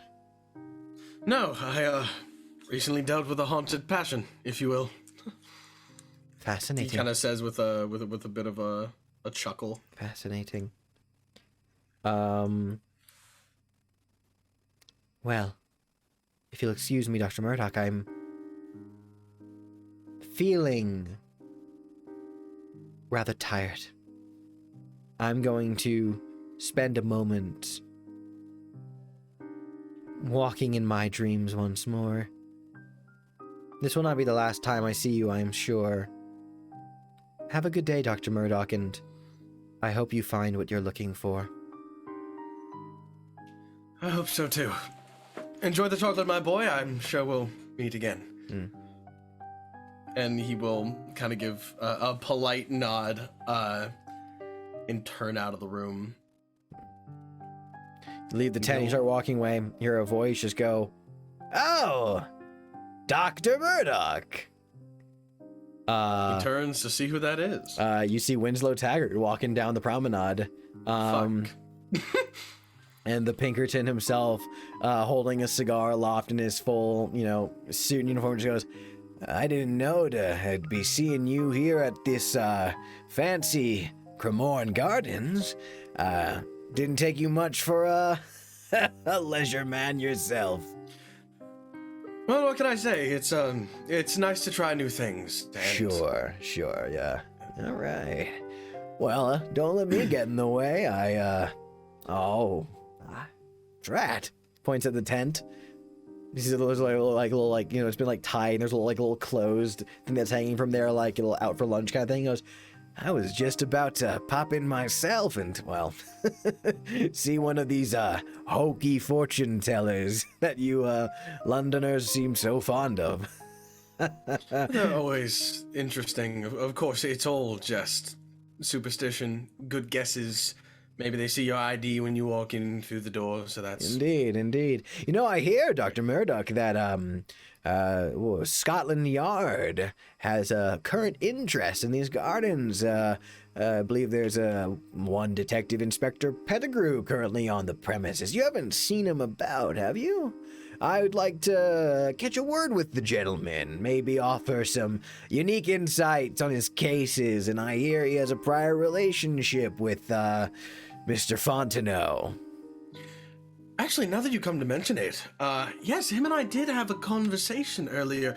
He was actually just heading out, if I recall, but of course that was about 15, 20 minutes ago. You're lying to his face. Day move with presence all the way. What are you afraid of happening here? I'm afraid of him seeing through my bullshit. Gotcha. And talking to the detective about me lying. I think out of place gets in the way of this. All right. Yes, sir. You got it. Oh, brother. And you said that's what, presents? Mm-hmm. All right, yeah, that's just a 6. That is a miss. You see that he says, is that right? Okay, Dr. Murdock, okay, I see your angle, okay. Well, then if you don't mind, I'm just gonna have a walk about the place, and, maybe if I see this, Pettigrew fella, I'll let him know that you, saw him earlier. He put the cigar back in his mouth and he says, have a good afternoon, Dr. Murdock. I'll be seeing you. Bastard. I'm gonna put on another mask. I can't have that miss. Okay. Okay. Which mask? Would you like to mark the freebie that we have not used yet? As a matter of fact, I would. That is the Mask of Revelry, which I will let y'all know right now. Each hunter narrates a flashback to the last truly fun day they had. So everyone ruminate on that for a minute. We can get to that in a moment. But you bump up the roll. Good time to get that in. Let's see. Where's my reference sheet? There it is. That bumped your day move up to a 7 to 9. I'm going to tell you how this is going to leave you vulnerable, and then you can choose to back down with it or go through with it. Okay. And if you go through, I describe what it looks like. I mean, the vulnerable is going to be that he's like, oh, okay, well, sure. The vulnerable thing is that you have a very easily discoverable lie if he ever talks to D.I. Pettigrew. And he already seems to, you know, how do I phrase this? He wants Ross, but Hargrave House is sheltering him, you know, so you are in his way. So this is an easily revealable lie. So essentially he will believe you now, and just say, oh, all right, well, shit. And then he'll leave Cremorne Gardens, maybe go somewhere else. But if he asks D.I. Pettigrew, he will know that you lied to him, and that'll be a fun thing. So do you want to continue trying to lie with him, or hold your tongue and say something else entirely? Yeah, we can't get any more heat on the Hold house, your especially tongue. when we're about to So take care of something. What, you tell him the truth that you haven't seen D.I. Pettigrew around here? It's like you I haven't seen him all morning. Well, I'm gonna be enjoying this fine place myself. You hear those kooky rumors about some kind of fish man? It's just so Fish men. yeah.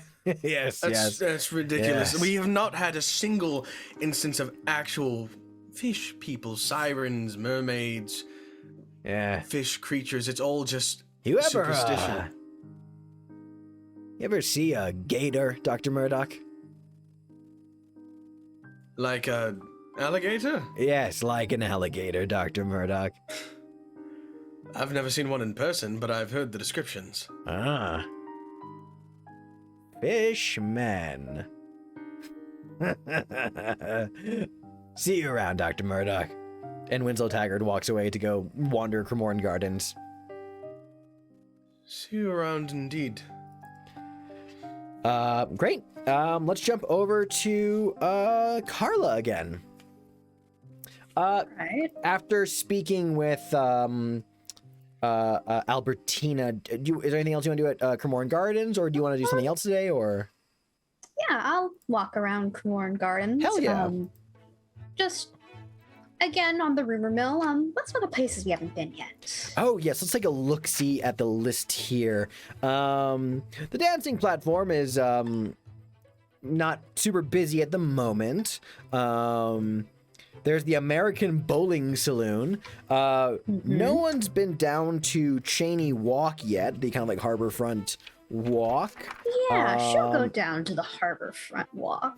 I Okay. think that sounds nice. One day someone will go to the bowling saloon and Cheney Walk. Alrighty, love that. Great. Yeah, no, it is. Oh man, to someone like you, Carla, I think this is particularly enjoyable because there is the smell of roasting coffee beans, the whistle of steamer ships in the distance, the hopelessly stupid giggling of young lovers. Sheesh, I think I have a soundscape for this. Let me find it. Yeah, there it is. I'll put this on. Yeah. And here's a paint the scene question. This street along the harbor, just a few hundred feet from Cremorne Gardens, will become the center of an artistic movement in London in a few short years. What do you see right now that hints at this future?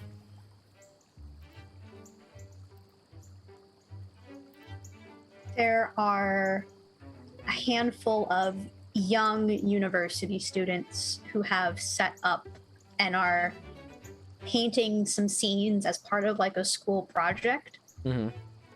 In 3 years, all of them will have made thousands of dollars from those paintings. Love that. You're muted, Jordan. God damn it! I like to think that there is an officer actually harassing those students, kind of like giving them a hard time. It's like, all right, you got a license for that? Oh, we need a license for everything. What's the problem here? No, you don't need a license for everything, but you need a license to sell paintings. And then like there's like a crowd that's kind of starting to collect them, just like, leave the kids alone, you dickhead. Like just little things here and there. Yes, famously, Cheney Walk is known for its flagrant language. I love it. No, it's great. There is a shoe shinesman that nobody is going to, and it's just sitting on his shoe shine seat chair, just looking at the scores of people walking by Cheney Walk, and just kind of very down in the dumps about it. I love it. Okay, excellent. Let's see, Carla. Yeah, there are all sorts of giggling young lovers about the place. Let's see. I'm going to say that there's absolutely...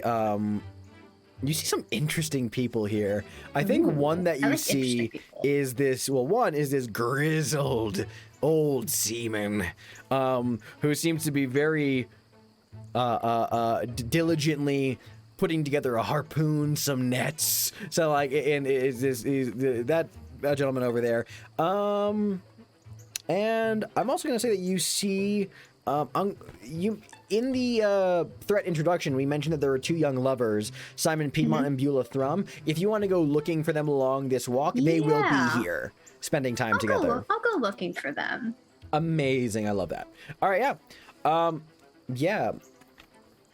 Yeah, I'll say that you easily find them among the stupidly giggling lovers. The two of them. Simon Piedmont is this fresh-faced young man. A smell of lavender wafts off of him, and he is currently sitting with a pale young woman in a flower print dress, very doe-eyed, and she seems to be kind of like clutching her like little personal closely. She's like is nervously watching the water, while Simon's just kind of sitting there just being like, just trying to like, coo at her and just be like like kiss at her and just be like, so he's like, oh, don't worry about the water, my dear, come on, he's like, look at me, I'm here. And yeah, she walks in without any sense of propriety and says, I'm terribly sorry. Is this bench occupied? Might I sit down? It's like, well, you see that the young man, like, he starts to say, well, two's the company, but three's, oh my. And he like pauses and like looks at you, and then he like looks at his companion and goes, no, not at all. We weren't particularly busy. Feel free, grab a seat. Enjoy the day with us. What is your name? My name's Carla, darling, and might I say, the two of you look absolutely adorable out here. Beulah's like, thank you. Thank you. And Simon says, yes, it is indeed a lovely afternoon, and I get to spend it with my lovely lady friend, and now a new fresh face to join among, well, it's certainly an interesting day, isn't it, Beulah? Yes, I will just be doing my Matt Berry impression for this man. Do it. So, are you two enjoying the Kamal Gardens? Yeah, of course, it is quite so lovely. And you see that she kind of like reaches, like touches at like a spot on her chest, like absentmindedly. And Simon says, well, I'm very interested myself in a more low-key afternoon spent with my lovely Beulah. But, yes, I suppose that Cremorne Gardens has its charms when I'm in the mood for such leisurely activities. But for the time being, it's not exactly my purview. I'm quite enjoying the gardens. My dear, are you all right? You seem a little lacking. I just had a bad few days is all. Yes. You want to tell me about it? Simon says, why? Are you interested? It's... Curious?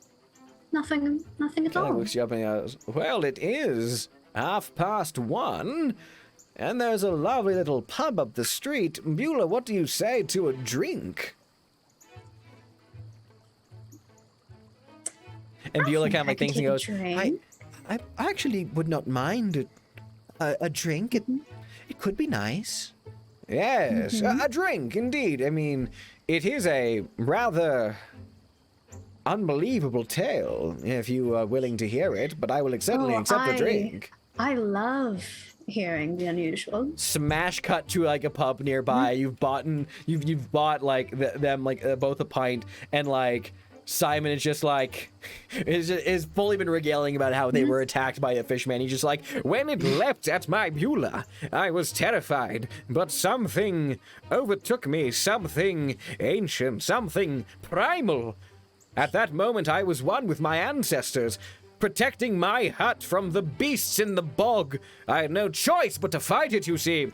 And he goes, oh, bollocks, pardon me, I have to use the young gentleman's room. And he kind of like hops off, he's been drinking too much beer. And Beulah just kind of like sitting there with her like little cup of water, and she looks at you, and she just like gives like a small smile and just says like, I mostly remember being scared for Simon. He was completely shocked. The color drained from his face entirely. I managed to wrench myself free from the thing's grasp and shake Simon out of his stupor, and then we ran, but got me across the chest real good, you see. Well, I hope that heals up all right. Yes, indeed. Thank you kindly. You want to give us a information move plus presence for any other details this conversation might give you? I love it. Yep. Advantage or no? Are you leveraging your looks? Not particularly. I'm Okay. just having fun. Yeah, just having fun. Let's just make that a flat roll then. I mean, oh dear. What'd you That's roll? 15. Do you want to see the sixes? No, I don't need to. I have them right here. I believe you. That's 2 6s and a +3. Jeez, Goddamn. Louise. Okay. Damn. Damn. Damn. Let's see. Oh my goodness. Holy shit. I'll take that. Sure. Yes. Let's see. Which one do I want to do here? Oh, actually, I might do this.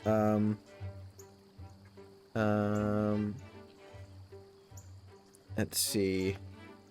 And yes, Carla is in fact drinking.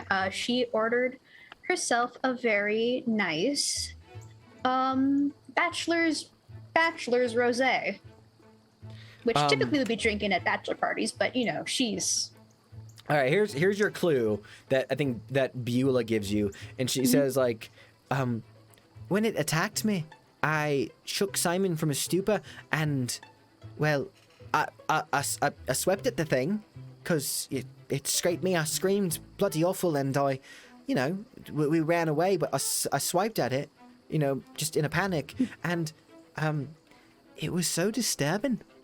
I think I tore off one of its dorsal fins. Well, you're very brave, young thing. Thank you. And I must say, I'm very proud of you. Oh, thank you. I appreciate that. That's nice of you. And Simon comes back and I was like, well, I certainly feel much better getting that awful story off my chest. And Beulah's like, darling, you already got it off your chest when you told the papers. And Simon's like, never mind the papers. I meant to another living, breathing human being, Beulah. Let's see. What's your mastermind clue gonna be? This is gonna be sexy. Let's find out. Which is because you already have a mastermind clue waiting for you later. But let's see what this one's gonna be. I'll have this one take immediately take hold. I'm gonna do this. I know exactly what I'm gonna do. Yeah. And Simon is all like, yes, well, that was the extent of what happened. It was a fierce battle, but I repelled the thing off. Managed to scare it bloody awful. And Beulah's like, hey, it's the same night that we ran into those, drunken, people. And Simon's like, oh my God, don't even get me started on those knuckleheads. They were properly rambunctious, salacious, what's a word I can use here? And Beulah, Disturbing the peace. Disturbing the peace. Thank you very much. He's like, yes, it was some young ne'er-do-wells, he says, being a young man himself. And he's just like drunkenly gallivanting about the town on that very same evening, and one of them in particular, oh my God, Beulah, do you remember that awful woman's name? And she's like, oh, I think I remember, her name was Tati. It's Tati Brathwaite it was this woman, this young girl, he says, being a young man himself, is this young girl, drunk mates all about. She was, let me tell you what, she had a right improper tongue. Said all sorts of nasty things. She was, not exactly the kind of company I'd want to keep, but after my encounter with that fish man, I'm sure that if she gave us trouble again, I'd fight them off. So the mastermind clue is a story about about Tati Braithwaite's drunken night on the town with her mates. Tati, Tati, Tati Brathwaite. Great, so that conversation's going on. Let's actually jump away over to Ross again. So Ross, you bought some flowers, you left them at the hotel. What are you up to now? What do you want to do today? Well, Ross is gonna go and find a housekeeper real quick. Mm-hmm. Got a room. Yep. I've got the flowers and everything. I need to find myself a housekeeper too. Sweet. Mm-hmm. Excellent. Yeah, it's easy enough. The staff is all very easily flagged down. They're all pretty much the same, uniformed, bright-eyed, attentive. You flag down a maid by the name of Clara. Well. Good afternoon, madam. Oh, anything I can do for you, sir? I think there's quite a bit you can do for me. You see, I have to make a delivery here for a gentleman, a Mr. Winslow Taggart. I gotta be able to get to his room. What? Can't you just leave it with the front desk? I tried to, but let me tell you, the gentleman up front is quite a stick in the mud, if I do say so myself. Yeah, he can be from time to time. Yeah. Indeed. Sure. I know where Mr. Taggart's room is. I'd be happy to at least show you the rest of the way there, so you can leave them by the door. Perfect, perfection. You don't mind at all? Not at all. I mean, I can't let you in.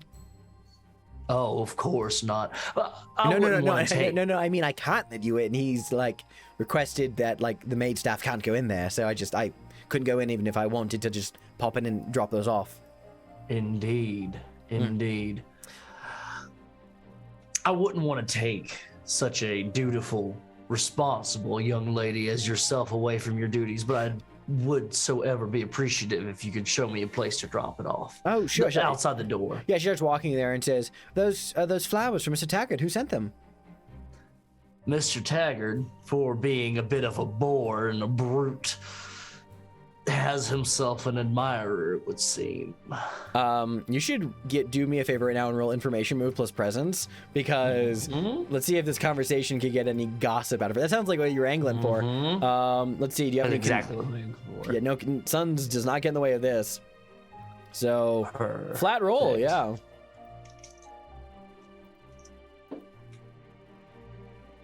That is going to be a 5 + 1 6. So I will let you go ahead and say what happens, but I'm definitely going to be using a mask here. I love that. You know what? I think this thing is twofold. One, she just doesn't say anything. Like, there's no like conversation that comes up in play. But the other detail that comes into play is that like she like takes. Here's the thing. She knows that you, specifically a man matching her description, dropped these off. So if Winslow asks about who dropped these off in my room, someone can literally ID you, not out of like malicious suspicion, like just she can. So like essentially, I'm going to give you the condition exposed. Oh, yes, I would definitely love to use a mask here. All right, which mask would you like to invoke here? We're invoking the Mask of the Past. Great, cool. And would you like to do that now or? We can do it now. Fascinating. What's the prompt on that one? Narrate a flashback to your young adulthood that shows the incident that made you start to resent, even despise your parents. I love it. Let's do this. It is about 20 odd years earlier. There is a resplendent hotel, much like this one, in Paris. We see Ross's parents walking in front of him, arguing, bickering about the day's plans. And we see Ross walking behind, absent-mindedly. Every time Ross tries to interject or ask about something, they quickly shush him down. Tell him to stay in his place. This goes on as they're walking through the hallways, and Ross starts to tune them out. Finally, after a few minutes, he stops hearing their bickering. And he realizes that he is lost in a maze of hallways and has lost his parents. He spends the rest of the day trying to find them, trying to look for them, eventually finding his way down to the hotel lobby, where he is forced to sit in a room with a snoring security guard, waiting for his parents. It is not until midnight that night that he is retrieved by a manservant to bring them up to the room, where he sees his parents were soundly sleeping, smelling of alcohol. It would seem that Ross's parents completely forgot that he was about and just spent the rest of their day without even realizing that their son was around. And that is when he truly realized that he was not as important as he thought he was before to them. And it started nurturing a seed that had already been planted. That seed started to grow. Fascinating. Love that. So I'll bump that up to clue with the complication. Perfect. Which is super fun. Let's see what Clara the maid will give you. And what the complication will be. I'm gonna have the complication be that Taggart is returning to the hotel at this exact moment. So you know he's around. perfect. Yeah, have that be the combination. But Clara kind of like mentioned, like, yeah, I can imagine this Mr. Taggart, seems to be a very popular, busy fellow. How so, Clara? Oh, just all sorts of business meetings he's been going to. Some people have been coming here, meeting him at the hotel. I don't know much myself. I think they're all importers. All of them were. Oh, actually, that's curious. I'm probably mistaken, but I think all of them were sugar importers.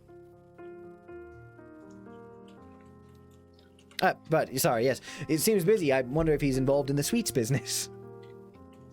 But yes, Sweets, yeah. indeed. Sugar importers out the wazoo, as it were. Here's his room, by the way. And you can just leave them at the. I think I actually have an old serving tray in my car. Yes, I do. Usually this is for room service, but if you want to put the flowers on this so they're not touching the floor, you could just put them there.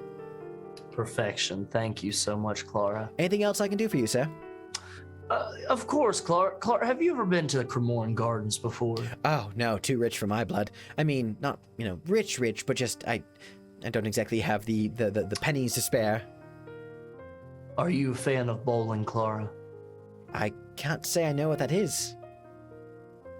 Would you like to be shown what bowling is, Clara? Ooh, you're asking Clara out to go bowling with you later. I was like, ooh, is this risky? No, I'm just gonna let this be. I'm gonna let this be a thing. Yeah. She's like, I get off around, she gives you a time. She's off later this evening. But Cremorne Gardens, aren't there all those rumors about like some kind of strange thing going on there? Fish man, isn't it dreadfully exciting? It sounds ridiculous. Sure. Right out of a penny dreadful. I do love penny dreadfuls. Okay, fine. You've convinced me. I want to meet outside the hotel, or shall I meet you at Cremorne Gardens or somewhere else? Or I'll meet you outside the hotel, Clara. all right. It's not due for a lady like yourself to be walking without an escort on. Oh, she fully blushes. I love it. And she walks away, and you're on your way out of the hotel, I assume. Yeah. Hey, I'm gonna go find a cafe somewhere, or some pub or some place just to hole up. Hey, Julius. Kind of like walking back through the lobby when you kind of like see off to your side is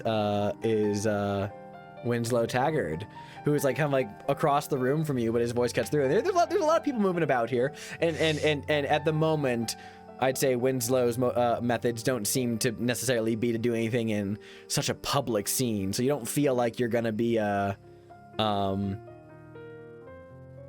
attacked or anything here, or like dealt with. But this is definitely a confrontation. He's just kind of grinning at you with his square jaw, and he just kind of like looks at you and he goes, "What brings you to the hotel?" I had a date to pick up. Oh, a date. All right, sure. Did your associates mention I stopped by? Yeah, they said something about a Oklahoma piece of shit wandering through on the doorstep. Oklahoma.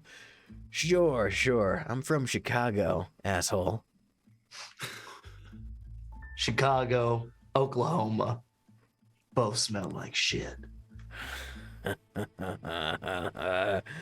Okay, that's how you want to play it. Sure, he's definitely moving a little closer to you in the room, but like again, the vibe is not that he's going to do anything here. But you do see that as he kind of like puts his hands on his waist. You do see the 1848 baby dragoon revolver strapped under his coat. He's just like, okay, Julius, sure, we can play it that way. I mean, you don't have to make this so hard. And you don't have to make this anything, Winslow. You can just put on your little spats there and hop back up on a boat. But see, I can't do that, Mr. Fontenelle, Ross, because, I mean, the money's too good. I mean, your family is paying a pretty penny to have you brought back stateside, and other people are paying other petty pennies for an entirely different purpose. You belong with family, Julius. Whether that's at home with your own family or in court with the families of those boys you... Well, I don't need to tell you what.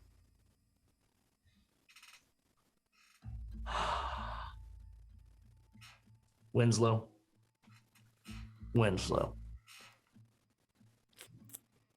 I'm more than happy to do this dance with you.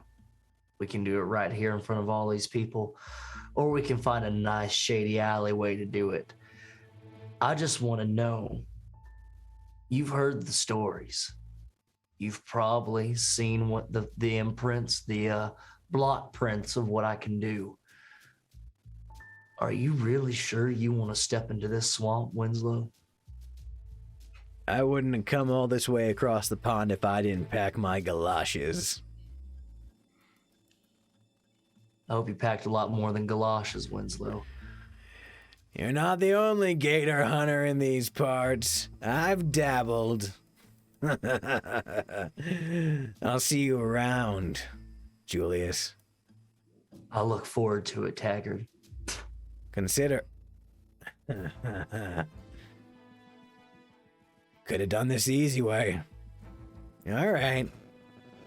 And Winslow saunters off.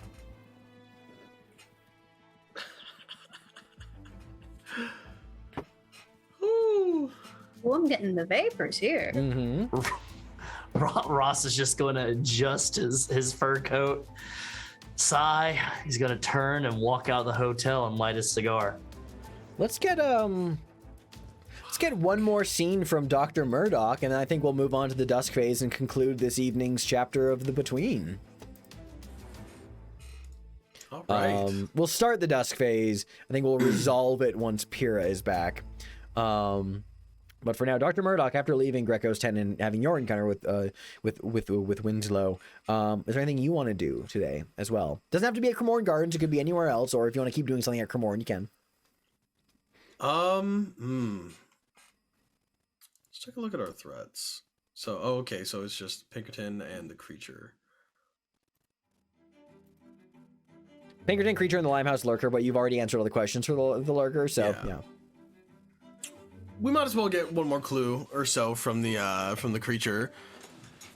See about we're gonna go back to what Cal's original plan was, and we are going to traverse those waters. Just kind of like, the waterfront, absolutely. Yeah, but I'm gonna say as we start to reach into the eve. Yeah, I'm gonna say that you absolutely clock that gentleman then, who was like the grizzled one that Carla saw earlier with like the harpoons and the nets. He's out by the docks, staring at the waters, mumbling to himself. Immediately catches your eye. See, you could talk to him, or if you'd like to investigate for clues along the harbor front in another way, I'm also game to hear what you have in mind. Yeah, we'll go talk to him. Sure, yeah, we'll why talk to him. Yeah. Cal approaches. Oh, Cal Murdock. Nice to meet you. You see that he turned around. He was missing an eye. He is fully reeks of this briny smell.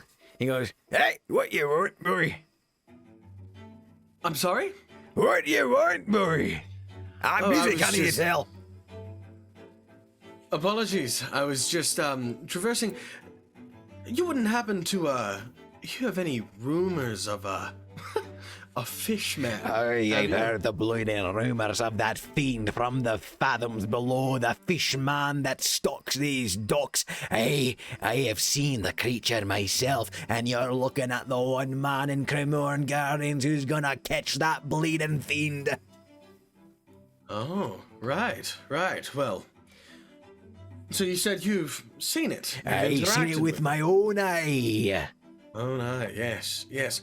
Would you mind telling me a bit about that then? Oi, I'm just curious myself. I'm a curious soul. Why, you looking about going after it yourself? I mean, I certainly wouldn't mind seeing a performance from a well-distinguished man like yourself, if that's what you're asking. Hey, Scott. Thin scales, a mouth like a sucker. Strong and fast, it moves through the water. Braver and faster than any porpoise I've seen in my years, boy. And I Right. reckon the Zoological Society would pay a very nice price for a living, breathing fishman. Assuming it breathes, of course. I reckon it has gills. Maybe lungs like us. Or both. What you think? I've heard that it would sing to people and charm them. Have you happened to deal with that yourself? Oh, it's not a night at a bleeding opera, boy. I know nothing about singing. Fish don't sing. Well, I mean, fish aren't certainly like men either, but these are weird times, are they not? But if it has lungs, it very well could be possible as singing. Old Abel didn't consider that a possibility. It Or maybe might... it could even talk. Okay, don't be absurd. He's gonna continue to press this guy, Yeah. possibly for a clue. You want to get some? I want to talk him up for some rumors. Yeah, let's do this. Information plus foresight. presence. I'm about to sneeze. Here's the thing. I would say out of place would get in the way here. Actually, it might still because you are specifically a dandy talking to this grizzled seaman. He is. I think out of place still gets in the way here because you don't Damn. fit. Bless you. You don't fit Thank with the pleasure seekers of Cremorne Gardens, and you don't fit with this hardened dock worker. So you can roll Yeah. a information plus presence with disadvantage, unless you want to try and ply him with maybe a jar of formaldehyde and a heart for just interested. I don't know, like as like a conversation piece, as like, you know, because he's like up to you. I just saw a possible inclusion for that being used if you want to use it here as him just being like, yeah, a dandy. It's like I might have more experience than you think, or something. I don't know. I'm just spitballing there. Do whatever you want. Honestly, yeah. Let's drop the jar of formaldehyde. Like I've certainly toiled with the supernatural before. And he will hold up the jar of formaldehyde with a heart. Oh. The interesting thing about this heart, it's actually got like 6 different entrances rather than okay, like sure. the normal, like what it normally has. Yeah, go ahead and mark it off, and go ahead and give me a. This will be a flat roll then. Information plus your presence. That's an 11. 11. Hey, flat clue. Absolutely. Let's see. Let's see. Okay, yeah, pretty easy here.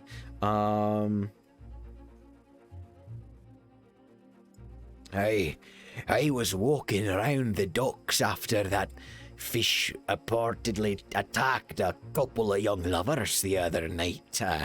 And you know what I saw there, boy? Smeared underneath the dock.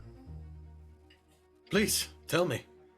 I saw slime, not ocean slime, not the slime from the brine against the old timbers of the harbour front, but just a pasty slime smeared all over the place. Surely a sign of the creature of Cremorne Gardens making its unholy ways with our aspects of civilization.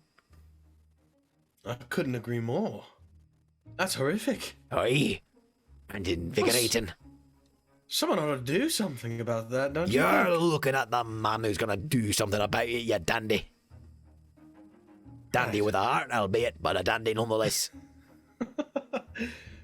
Well, I will. I'll leave you to it. I don't want to get into the way of your What's your expertise. name, dandy? Callum Murdock. Callum. Abel Nooks. Oh. And he shakes the hand. Isn't one of your when he's not looking. isn't one of your looks clean unadorned hands? Yeah. I think I should Yeah, absolutely that's- give you the condition soiled. Like, Oh fuck. No, dude, that totally works. Yeah, when he's when the guy turns back around, he just... Yeah, for sure. Just wiping his hand. That's disgusting. Fantastic. I think with that we've covered some considerable ground. I think we'll call it there for the day phase. So we'll jump over to dusk. Let us first of all, we're gonna think a little out of order here. We're not gonna do the night phase preparation until Shelby's back with us, hopefully next week. But for now, let's go ahead and resolve some of these playbook moves as well, just so we kind of have a frame of reference for. Just to clarify, was my first mastermind clue given? I'm gonna give that to you. Don't worry. Yes. Yeah, I'm about to give that to you. Just making sure. So let's actually not this one. Let's do this one. Yeah, keep that one on. All right. So Ross, after your day with that fun encounter, I'll actually say, how do you feel? It's feeling a bit shook. Feeling a bit, I think you should take the condition shaken. Yeah. That tracks very well. But on this eve, would you like to make your quickening roll? And let's see how that's looking for this evening after your deal with Mr. Taggart. What are you gonna do? Which one are you gonna use? Vitality or composure?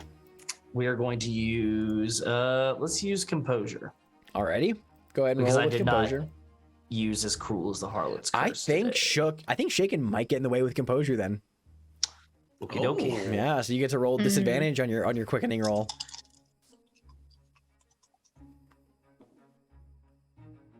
Okay. That is a 7 plus 1. So that's an 8. All right, you do take drained as well. You're shaken and you're drained. Your full 3 my conditions are filled out right God. now. You got stacked right there at the end, Ooh. right before the night phase, unfortunately. Oof. Do you want to put on a mask and bump that up, or Nah, let's keep it. let's play with this. let's play with it? I love it. All right. Yeah. Thank you, sir. Alrighty. Cal, do you want to do night work tonight or no? Because I'm thinking they're probably not gonna need Cal for dealing with the child, huh? Up to you. Your choice if you want to be in the night phase at all. I say we'll leave off on night work for now. I think Okay, yeah. he's gonna participate in Help taking out. care of the kid. Love it. Let's see. And then, Carla, you don't have any physical conditions, so you don't need to scar your reflection. Alrighty. I will save the paint the scene question about Hargrave House for when Shelby is with us. But before we go anywhere tonight, we have to resolve the remaining paint the scene mask prompts. So let's start first with Dr. Murdock's Mask of the Past. That is still up in the air here. Actually, before you say that, I did want to tell you the mastermind clue really quickly that you got earlier. Carla, whenever you return back to Hargrave House, you don't have servants, you don't have staff, but there is a little letter that's been left, a little note that's been left behind the stoop, addressed to you, Carla, and it's a very simple handwritten note. All it says is, "Came calling, you weren't there. Hope to see you soon. T. Brathwaite."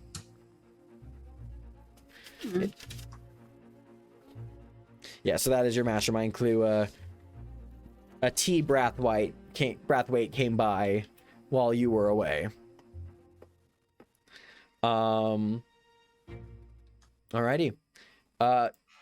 Dr. Murdock, would you like to tell us about what is the prompt on your Mask of the Past that you chose? So with my Mask of the Past, the prompt is... Oh, wait, that's wrong. Okay, there we go. You lost someone very important to you. Who were they? Name them. Tell us about it. At long last, Dr. Murdock, tell us about them. Doctor's notes. May 16th. Bigby Murdock, 11 years old. Time of death, 1346. Cause of death, blunt trauma, internal bleeding and infection. Upon arrival, the victim was found with bruising, marks of violence and evidence of a clear struggle. Murdock was missing 3 teeth, along with a broken leg, a ruptured liver, 4 broken ribs, and a punctured lung. It's a miracle that he was even alive when brought onto the scene. Authorities were notified, but were unsure who did it. And that's the doctor's notes. Bigby, was that Bigby Murdock? Bigby Murdock, yeah. 11 years old. Okay. Fascinating. Thank you. And then did anyone else have any other ones, or is it just the Mask of the Revelry now? I think we're just at Revelry. All right. So each hunter will narrate a... I think... Yes. Didn't I back down from that? And so we didn't use the mask? No, you bumped up it from being a miss. Oh, okay. And so yeah. I was able to back down because of that. Yeah, so on the day okay. move, on a 7 to 9, you get the choice to back down. It's that you had missed on the okay. roll, used the Yeah. mask, then you chose to back down. Alrighty. Yeah. Using the what was mask the prompt gave one you more the time? chance. The prompt for the Mask of Revelry is each hunter narrates a flashback to the last time they were, I believe, truly happy, or they had fun. Let me double check. Yes, a flashback to the last truly fun day they had. Fun day. Let's get some quirky music up in here. Why not? Who wants to go first? I can kick it off. Let's do it. Go ahead. The scene is Homestead Crater in Midway, Utah. There is an underground cave where you see steaming hot turquoise water sitting gently in a pool. The reflection from a hole in the roof where the sun is beaming down displays ripples across the cave walls. There is a picnic basket with a blanket laid out with a plethora of fine foods and wine. We see a naked gentleman. He has dark curly hair. He is lounging, smoking a pipe on a rock in the middle of this pool. We see a woman lazily paddling around him. Red hair, soaked. You then see a shape, almost like a log, staring, making its way ever so slowly towards the unsuspecting man on the rock. Moments pass till he finishes his pipe, and he turns to knock it out when 2 large hands grab his ankles and yank him into the pool. There's a loud splash. Oh, by God, Ross, I can't believe you've done that once again. And you hear a roar of laughter from a large man who bursts up from the water. I got you good that time, Barney. I'll tell you, I got you good that time. The woman stops paddling and goes, Barnabad, did you once again get sneakily pulled underwater by our American host? Indeed, Amelia, indeed. Seems to be his favorite pastime. We then see a montage of scenes of them experiencing a lot of life's pleasures in this hot spring until finally, each wrapped up in a blanket on the pool of the water, the sun starting to set. They gather their things, arm in arm, make their way up a path out of the cave towards a collection of horses. Barney turns and looks at Ross and says, well, Mr. Fontenot, where do you think we should head to next? Well, you're trying to make your way down to New Mexico, and I imagine it's going to be quite a trip. We're going to have to hit the Rio Grande, but we could take the long way around. If you wanted to stop by and see the Salt Flats, they're quite a wonder. It's flat for as far as the eye can see. flat. I don't think Barney has had quite a penchant for anything flat in quite some time. Salt flats, and you say, well, if it's something that the great American West has to offer, then we might as well check it off the list. And we see all three of them get on their horses and make their way down a winding trail towards a sunset to make camp later and continue the rest of their trip. Phenomenal. Thank you.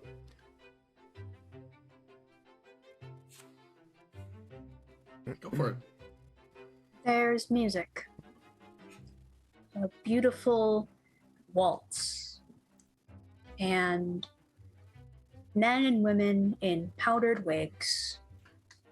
And the grand, gaudy, beautiful paintings and mirror-lined halls of Versailles.